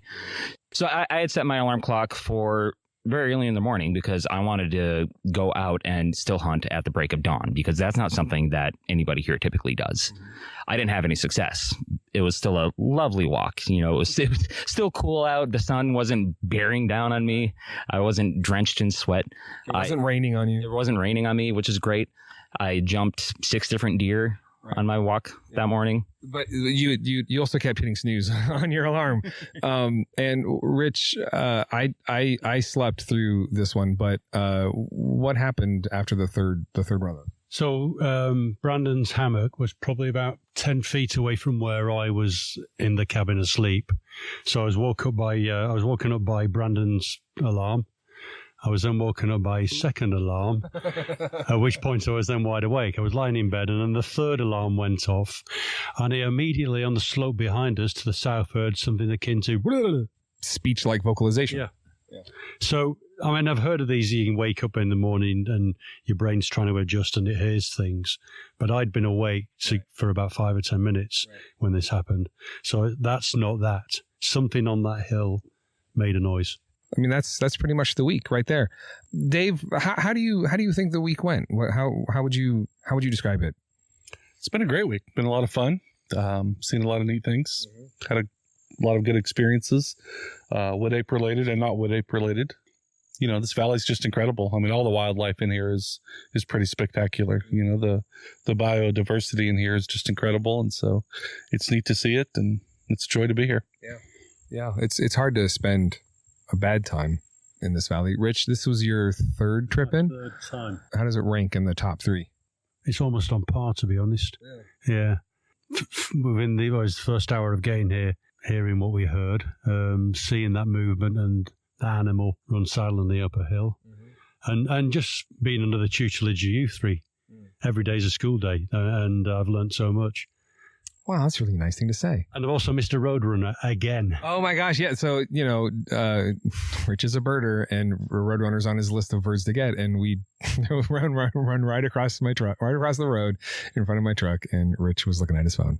I was getting annoyed at what was happening in Parliament and reading a few tweets, and Brian shouted Roadrunner, and Roadrunners do what Roadrunners do, and ran across the road very quickly. Yeah. What do you think, team leader? How did this week go? I always set my expectations really low before I come down here, and I tell myself, okay, if I hear one simple wood knock the entire week that I'm here, I'll be happy. I'll be satisfied. I will have experienced wood ape activity. And we've heard so much more than that. I mean, we've had 2 visuals, we've had faux speech, mimicry. I've heard 2 tree falls, trees crashing down very near me. I mean, you've heard everything that we've experienced this week already. And putting that all in perspective, I think our week has been incredible. Yeah. I think it's been extraordinary. I set this up as being both extraordinary and also incredibly mundane, because somehow in this place, in this valley, weeks like this can be just how they are. This is what it's like, you know. Some folks come in here and absolutely nothing happens, and they are incredibly mundane. And some folks come in here and more than this happens. I've been in here on weeks where we've had much more significant activity. But I would say this is sort of like right in there, you know, with if you come in here, this is the right place. If you come to the right place and you do the right things and you engage with your surroundings and try to put yourself where you believe the target species to be, you will have interesting experiences. And this has been a week of interesting experiences. Absolutely. So all in all, a good time. So thanks guys for giving our audience this sort of overview of a week in X. Pleasure. Yeah. Thank you.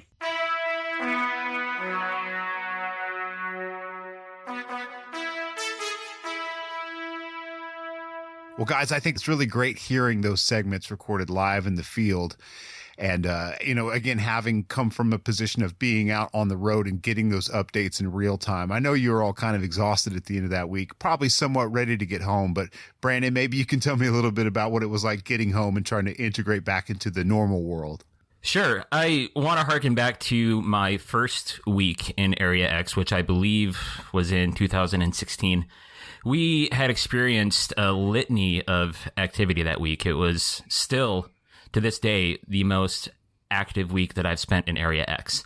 And I came home and I was actually depressed for a few days because I felt like I could not relate what I had experienced to anybody who hasn't experienced it for themselves.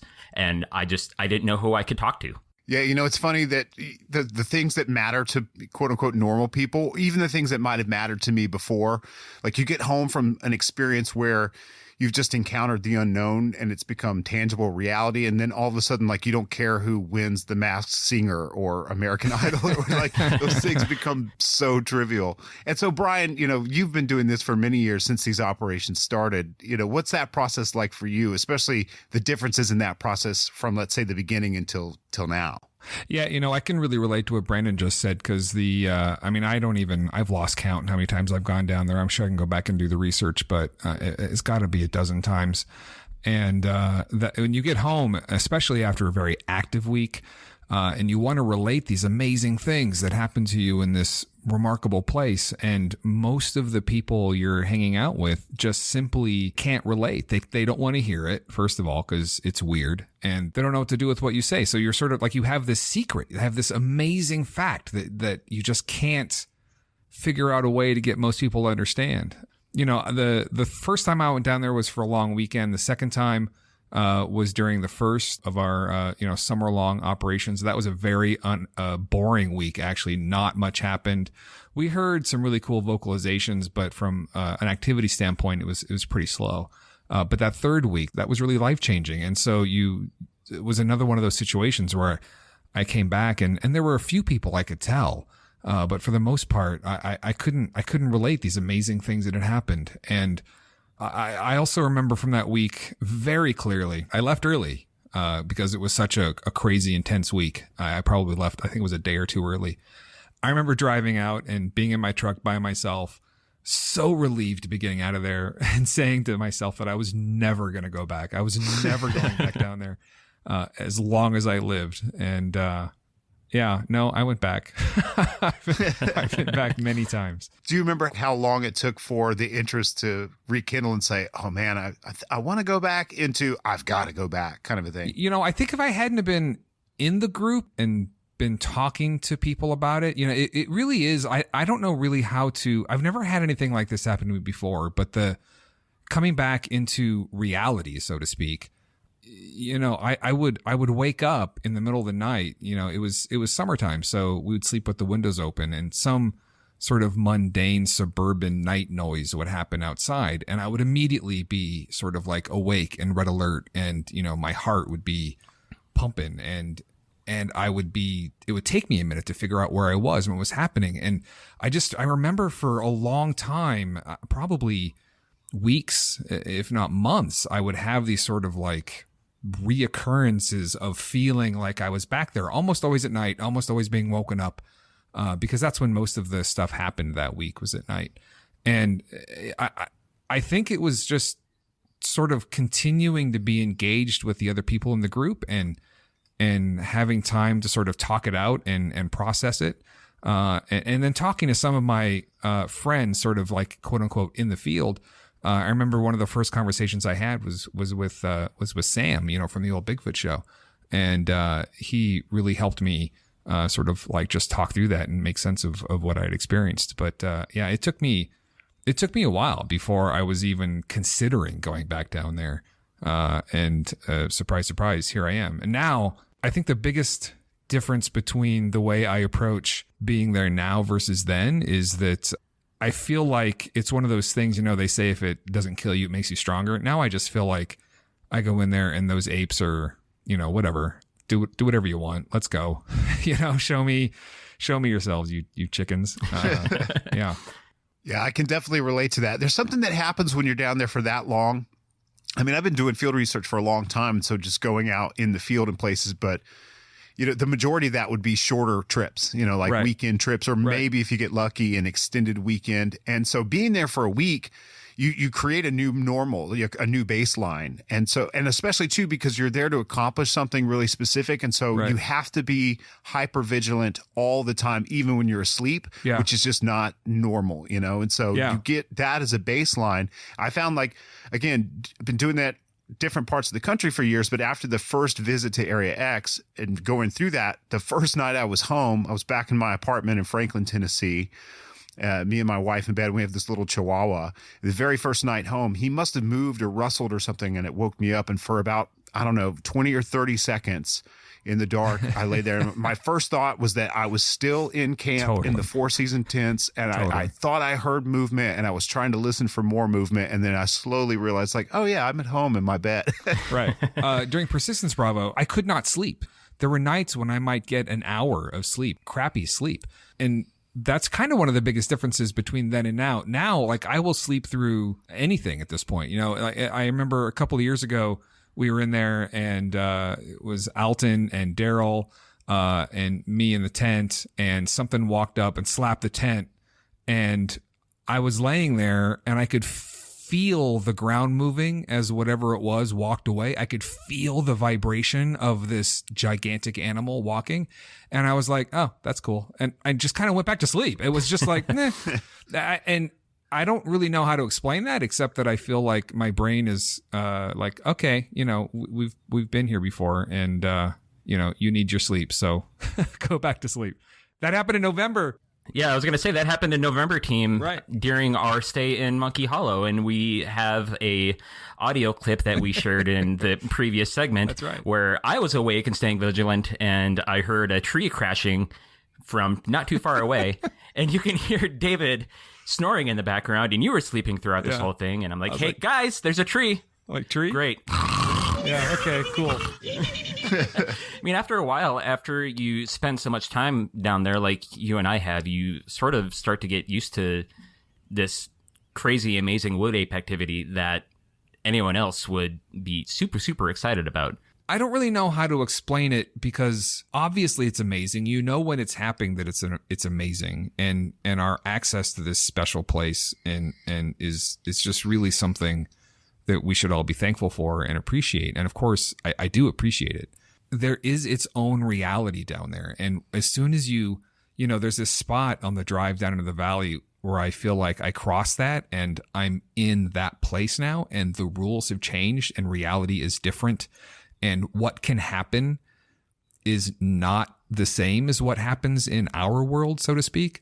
And there's just a like, your perception of reality changes, and what would be absolutely remarkable to you out here in our world becomes just part of the standard operating procedure down there, sort of in their world, And I mean, I don't know how else to explain it. And I think that, I don't know how many times you have to go down there before you start to feel this way. I don't know if it's like the 5th trip or the 6th trip or what it is, but over time, I still find it just as amazing, and it's just as sort of, mind expanding as it's ever been. But it just doesn't impact you in the same way, because it's now part of reality. It's just part of this thing that happens in this part of the world, and you just adjust. These days, I definitely look forward to spending a week in Area X, but by around the 4th or 5th day of a week-long stay, I start thinking about,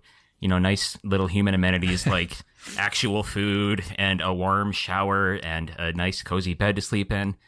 And I leave the valley and I don't feel the need to immediately go back there now. These days, I can let it lie for a while.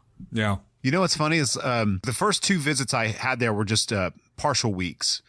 Because of my work, I just didn't have the allotted vacation time left. So I had to take like half a week here and half a week there. So last year I did 2 full weeks, 2 different weeks. And it had been a long time since I'd spent more than, let's say, like 4 or 5 days at the most consecutively in the field, And I was like, oh man, this is, 8 days, 7 nights. Wow. And it goes by so fast, where I was like, this felt like a weekend, because you're just so busy and you're focused. Yeah. Again, you're also that hyper vigilance and being hyper aware. That in itself is kind of exhausting. So totally, it's just right. It's like you're engaged in a sport for that many days, and it goes by so fast. And each time now that I've done a full week, it's like it did not feel at all like I've had work days that felt longer than that week did. You know what I mean? Yeah, I totally know what you mean.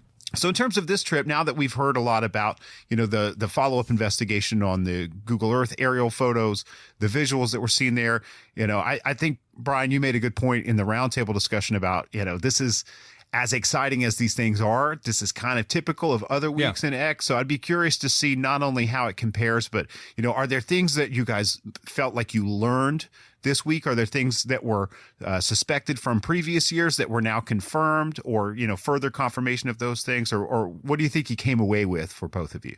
After I left the valley and sort of didn't really think about it for a few days, I started to look back at the notes from our week and started putting things together. And as I reflected, I learned a couple of things, and a couple of learned activities that we already know that these wood apes do was more solidly confirmed for me. First of all, the use of sentries. We recorded our roundtable segment that you heard previous to this one on Friday during the day. And that same night, Daryl Collier had planned on coming into the valley to spend some time with us. So Rich and we decided to use that to our advantage.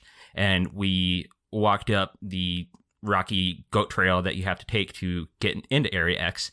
And we hoped that maybe something would trail Daryl and follow him into the valley, and we would be able to catch sight of one and possibly get a collection opportunity. Daryl drove in, and maybe 5 minutes prior to us seeing his vehicle, both Rich and I heard a massive, massive wood knock. And I have to believe that it was because of the incoming vehicle that we had heard that at that time. It seems like more than a coincidence. We've experienced that so many times now. Either the wood knock happening immediately before hearing or seeing a vehicle that I just can't be a coincidence at this point. It's happened so many times, countless. I don't even know how many times. Right, and there was another instance during the week where you guys were farther down the trail than I was. I was actually posted, and you were leapfrogging on the trail behind me. And I could hear on the radio when Rich said that he was going to get up and leave his position. And Rich was hundreds of yards away from me at this point. But as soon as he got off of the radio saying that he was going to get up and leave his position, I heard a wood knock from the top of the mountain. Yeah. And again, that just seems like more than a crazy coincidence to me. I think with regard to all of that, for me, it was just further confirmation of sort of the tactical nature of these animals and how they appear. They seem to like to keep track of us when we're moving around down there. I would be really curious to know, do they do that to people everywhere? Do hikers in the Pacific Northwest, completely unaware and not familiar with this kind of activity, are they being tracked like that? Or is it something that happens only in X because of the special nature of that place? And, our hypothesis that maybe it's a sort of a unique breeding area in the region. I don't know, but we've had those sorts of documented behaviors. We've experienced them so many times now. It's really striking. And I think that with regard to, comparisons to other weeks, I think it was definitely above average. There was some really cool stuff that happened. As I'm sitting here reminiscing, the hearing somebody who I thought was you, Brandon, walking on the trail near Rich and I was just one of the more remarkable feats or experiences of the week.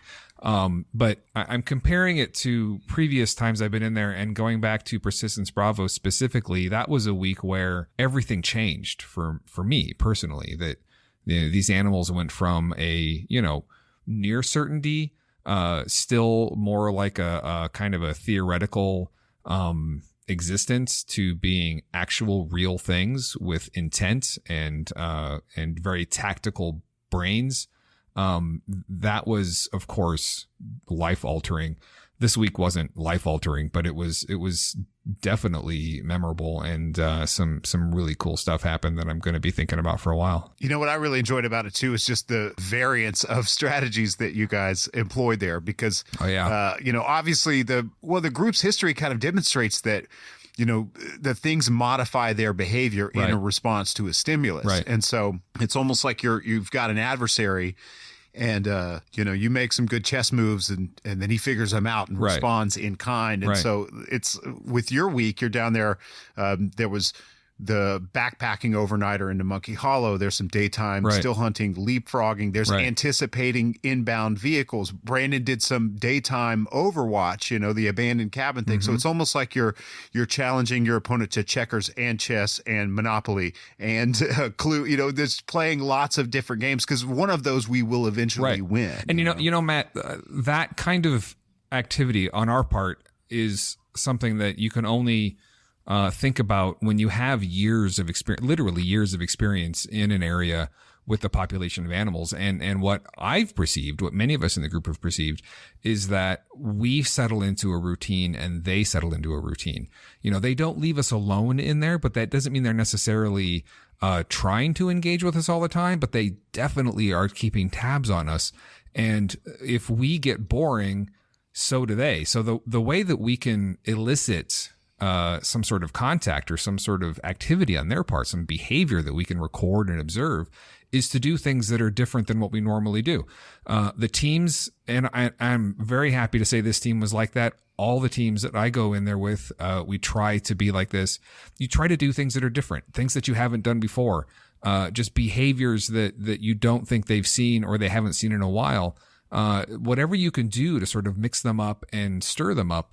To again, we're there to elicit a response. We're there to record behavior and potentially, hopefully someday, collect a specimen. So you're not going to do that if you sort of fall into this pattern of waiting for them to perform for you, because they will not do that. You have to do something that stimulates them. And so I think everything we do, we sort of sit down and discuss it and say, well, what can we do today that is unlike something they have seen or experienced before? How can we get them to screw up and either show themselves inadvertently or come back and try to engage with us? That's exactly what I had planned on doing weeks before we actually went into the valley and I was preparing this trip. I just wanted to change our patterns as much as possible, because as we have hypothesized and witnessed, we think they keep an eye on us pretty much at all times. Yeah. And they expect us to go walking up and down the cut path every day. So I like to go off trail. Yeah. I like to get up early in the morning sometimes. I like to change our time patterns. I like to hike over 2 miles to the west into the next drainage over and see what's going on over there. And I think that's a key component to collecting that specimen. I think it's also a hallmark of being an effective team leader. And I know that on the teams that I've been responsible for, I will spend a lot of time in the weeks going before them trying to come up with these tactics, exactly as you did, Brandon. You just, that's your job. Your job is to get everyone in there engaged and moving around and doing something, because that is how we're going to eventually, bring these animals to light. I think it's important for listeners to understand too that we're talking about probably the rarest animal in North America. So if you're working in a specific area like that, if there is any kind of repeated activity, you're talking about a very small handful of individuals. Whatever estimate we might make for the number of apes in the valley, likely the smallest number that we can responsibly generate would be the closest to the accurate one. And so if you think about repeated interactions, it's like you might be dealing with the same few individuals each time. And so as seasoned as you are with quote unquote apes, you might just be seasoned with a couple, and they are every bit as seasoned about us, as seasoned to us as we are. And so, I think about that a lot, looking back at some of these other areas and other cases where there's, say, flaps of activity, where you could look at, a number of sightings in a brief period of time in a geographically small area, let's say, 20 square miles, and it's not irresponsible to think that might have all been the same one or maybe the same two. And so when you're dealing with that, it's like you have to factor in every previous interaction, because that individual might have been the other party that experienced that, and that individual's behavior might have modified specific to what you did last week or last year or 5 years ago. And so I think what you guys did is critically important to, like you said, changing up the game, doing something that's unpredictable, something that they can't already account for, haven't already experienced and successfully outwitted. My basic assumption is when we're in there that where we are, where our little campsite is and where our base camp is set up, I don't think that's necessarily in their living room, but I think that because for whatever reason they feel compelled to observe us and keep tabs on us when we're in there, whether it's because they just want to know where we are because they perceive us to be a threat, or they are entertained by us, or all of the above. I don't know why. But my assumption is that we are not where they are all the time, and they're sort of going out of their way to keep tabs on us. Then we have to sort of put ourselves in different and unexpected places, because that is really the best way to sort of stumble upon activity. I think that Monkey Hollow is a good example of that. I don't know for a fact, to your point, I don't know that those are entirely different animals than we interact with on a regular basis. But the first time that we were in Monkey Hollow, it sure felt that way. It sure felt like these guys that we were in and amongst were not used to seeing people. And we were, It was a long hike because the ground is very challenging, but as the crow flies, it wasn't that far from where our campsite is. So I think that, we really don't understand so much about their social structure, their numbers, where they live, how they live. And if we're not constantly sort of probing and trying new things, we're just not going to learn. And that's why we're there. We're there to learn stuff. And they're probably learning at a very similar pace. Oh, yeah. And so we've got to outpace that for sure. Yeah. Yeah, we have to remember that we're dealing with the brain of a very intelligent primate here all the while, which makes it all the more challenging when you're in a jungle trying to pursue them. And there was the recent research that indicated that Gigantopithecus was related to orangutans, which is interesting because I've always thought that wood apes were at least as intelligent as orangutans, and orangutans are quite intelligent, maybe the most intelligent of the great apes, not counting us, of course. We have the internet. We're using it right now. They don't. But I think that there's a lot of parallels. And so that research was very interesting to me and sort of really lines up with, I think, our experiences and what we've dealt with down there. Well, intelligence, too, is manifested in so many different ways. Like, two animals could have basically the same capacity for intelligence and they manifest it differently. One anecdote I heard in an anthropology class, this was years ago, but it always stuck with me, is that this comparative analysis of manifestations of intelligence between chimpanzees and orangs. And there was a puzzle box constructed of wood, like a big, kind of simple, crude puzzle box. And so they would put food in the center of it and construct it in front of the chimps, and the chimps would slowly figure out how to take it apart. And in every instance with the orangs, they'd put the food in the center and build the thing around it, and the orang would just smash it in one blow and eat the food. And it's like, well, who's really smarter in that case? Right. So certainly the way that these things manifest intelligence, is different. And they do have this brute physicality that allows them to elude us as well. And so, we've got to outpace them. I don't think they're as smart as we are, but they're pretty smart. But, we're trying to outsmart them.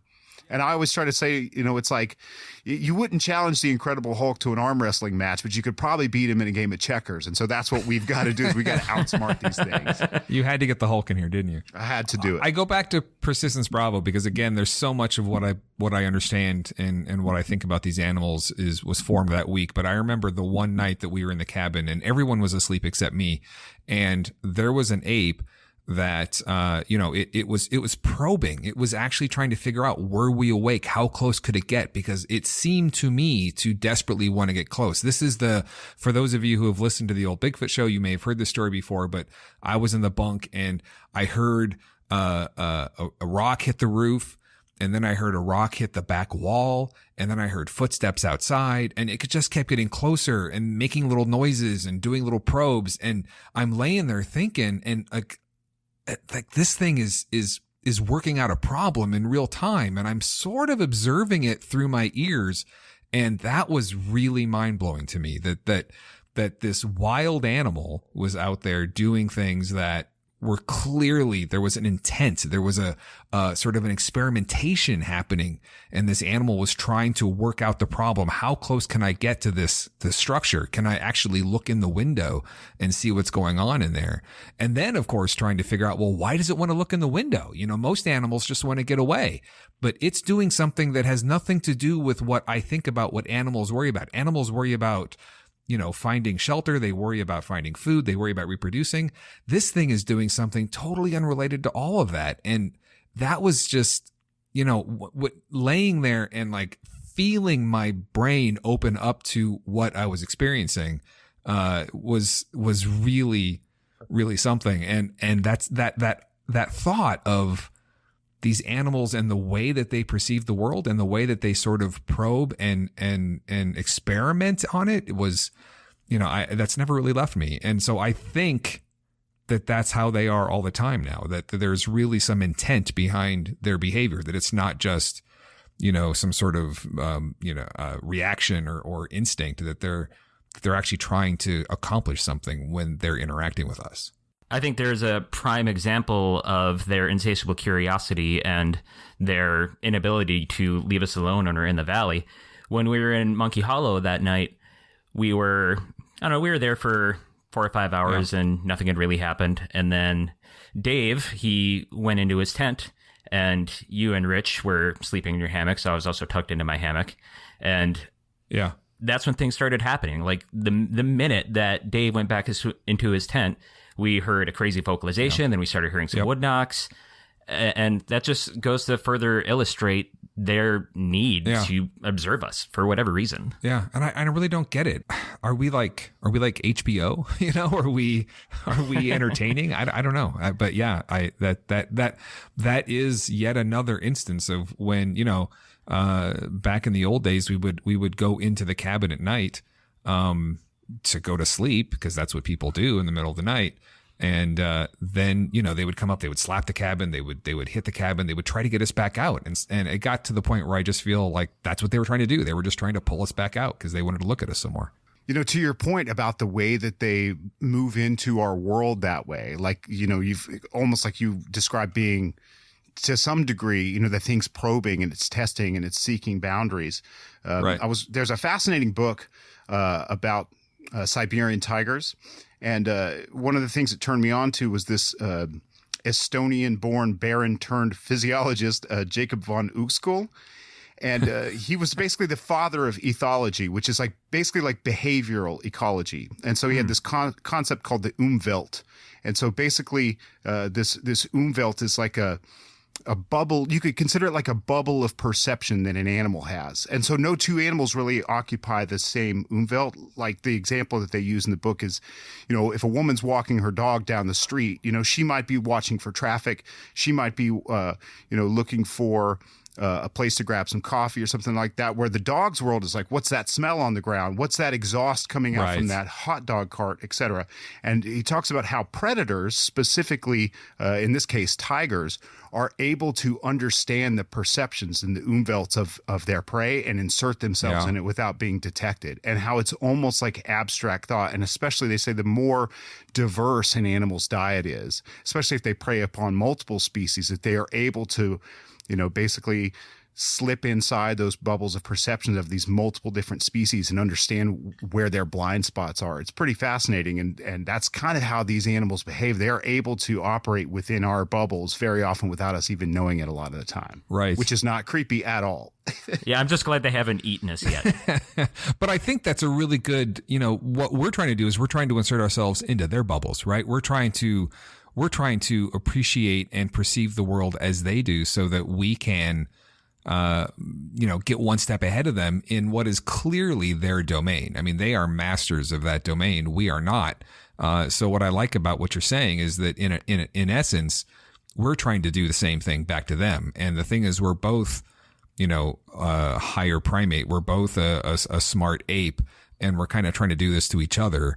That's a really interesting concept I had not heard of before. Certainly, yeah. I mean, it's difficult because we're so bound to our own subjective experiences. Right. You know? So it requires a lot of abstract thought and a lot of imagination to even begin to understand maybe what those things perceive and how we can, penetrate that bubble, so to speak. When I think about this, and we all have that famous story of the when Alton went down there with some other biologists and they heard the giant wood knock and the one guy thought it was fireworks or whatever. And I think that this is a really good example of a lot of people who don't consider these animals to be real or never really thought about them really ever, could be hearing or experiencing behavior that they're just writing off as something else because their bubble of reality does not include what they're experiencing. So they just find a way to get rid of it.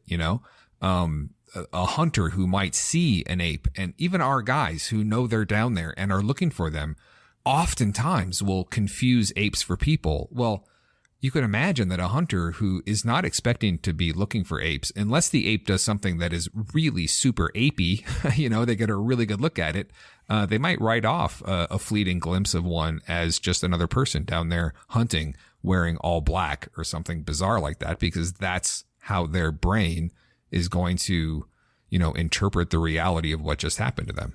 if you had a multiple choice list in your mind of what could potentially be responsible for, a strange sound or a strange visual, for most people, apes just aren't on that list. No. And, in a way, it's our job to put that on the list, and who knows what kind of floodgates that will open in terms of, future observation reports, or even opening up, past observations that people have been sitting on for so very long. I'm also, I'm remembering when Alton first told me about his first visual. When he first saw it, it was just this like flash of this large black thing, and like his brain went to things like crow, and this is exactly what we're talking about. I used the analogy once of your brain is always like new inputs are coming in, and they're like little blocks, and it's trying to fit the block into the slot, and then you get a block that it's never experienced before, and it doesn't know where to put it. So it just sorts of shove it into a thing that makes the most sense, okay, well, it looks kind of like a crow. I'm going to say crow, even though it's clearly not.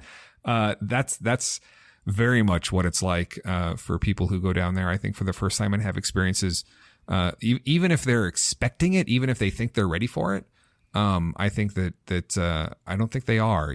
I'm also remembering a guy that one of our members brought in for a really sort of extended period of time. I think they were down there for like a month, and that guy, great big burly firefighter, total man's man. I mean, by the end of the time that he was in there, he was not enjoying life, and I think a lot of it had to do with how his perception of reality was completely altered in the time that he was there. Confrontation with the unknown, the true legitimate novel, it just doesn't happen for most people in their daily lives. I mean, most people live a comfortable life of a common routine, and the strangest unknowns that they'll come up against will be like, am I going to get that promotion?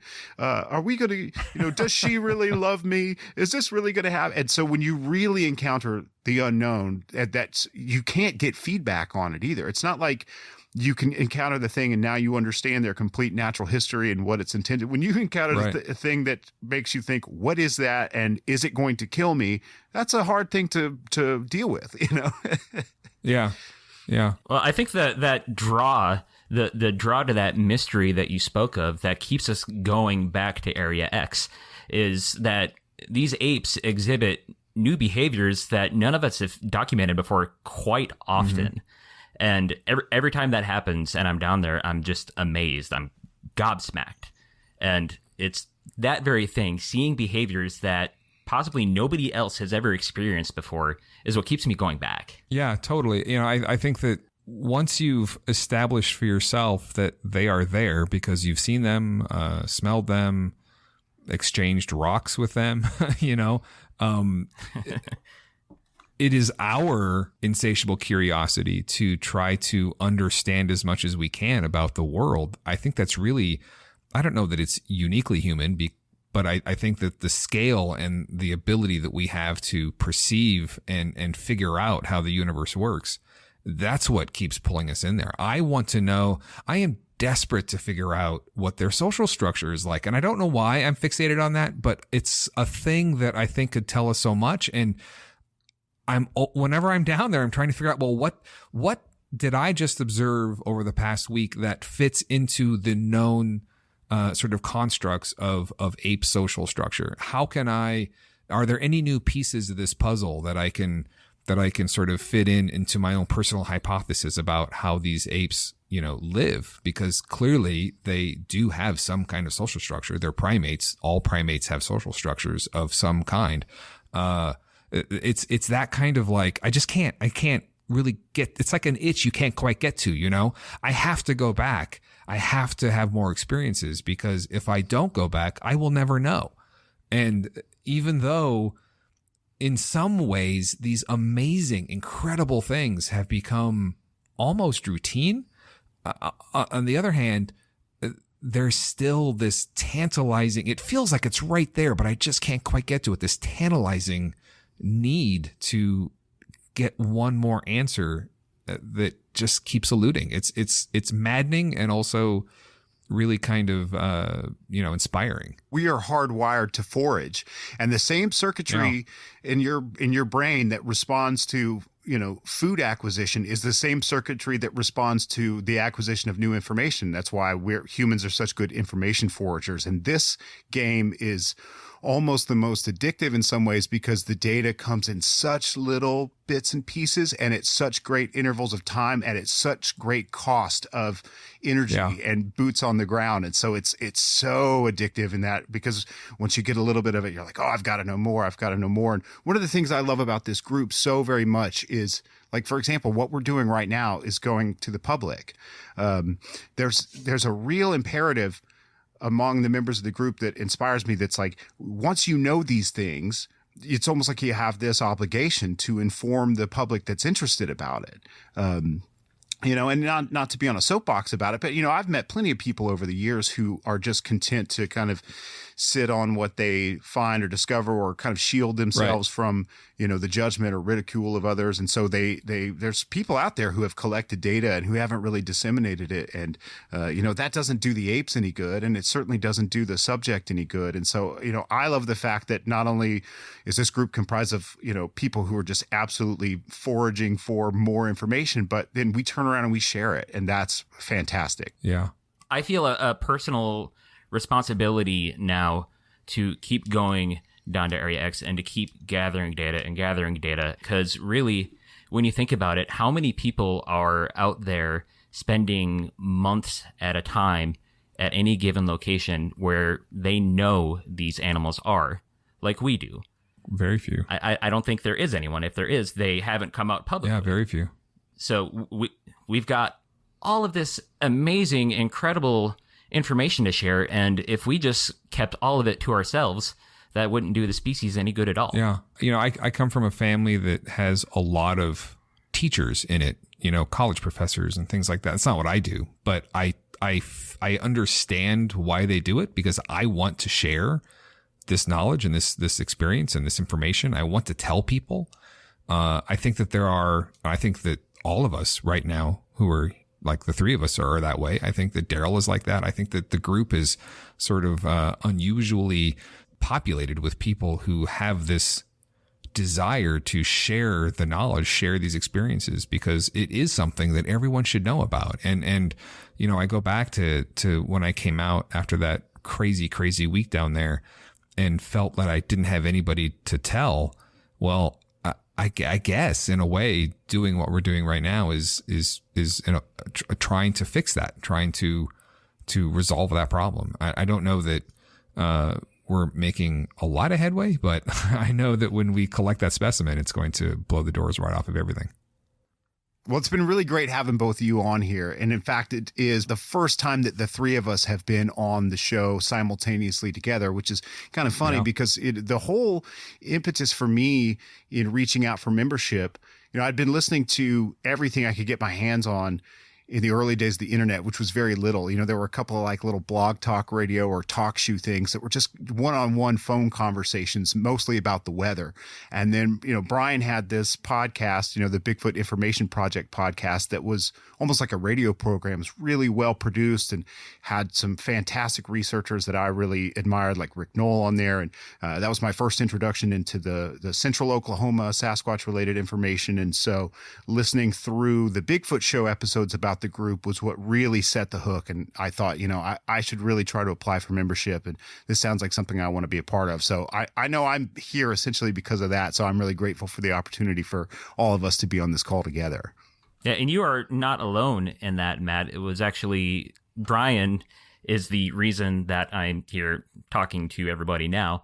When I heard the old Bigfoot Show podcasts that were based around Area X, they drew me in so much, and I felt like I just had to be a part of it. I had to find out what was going on there, and I had to find out who these people were who were telling these incredible stories.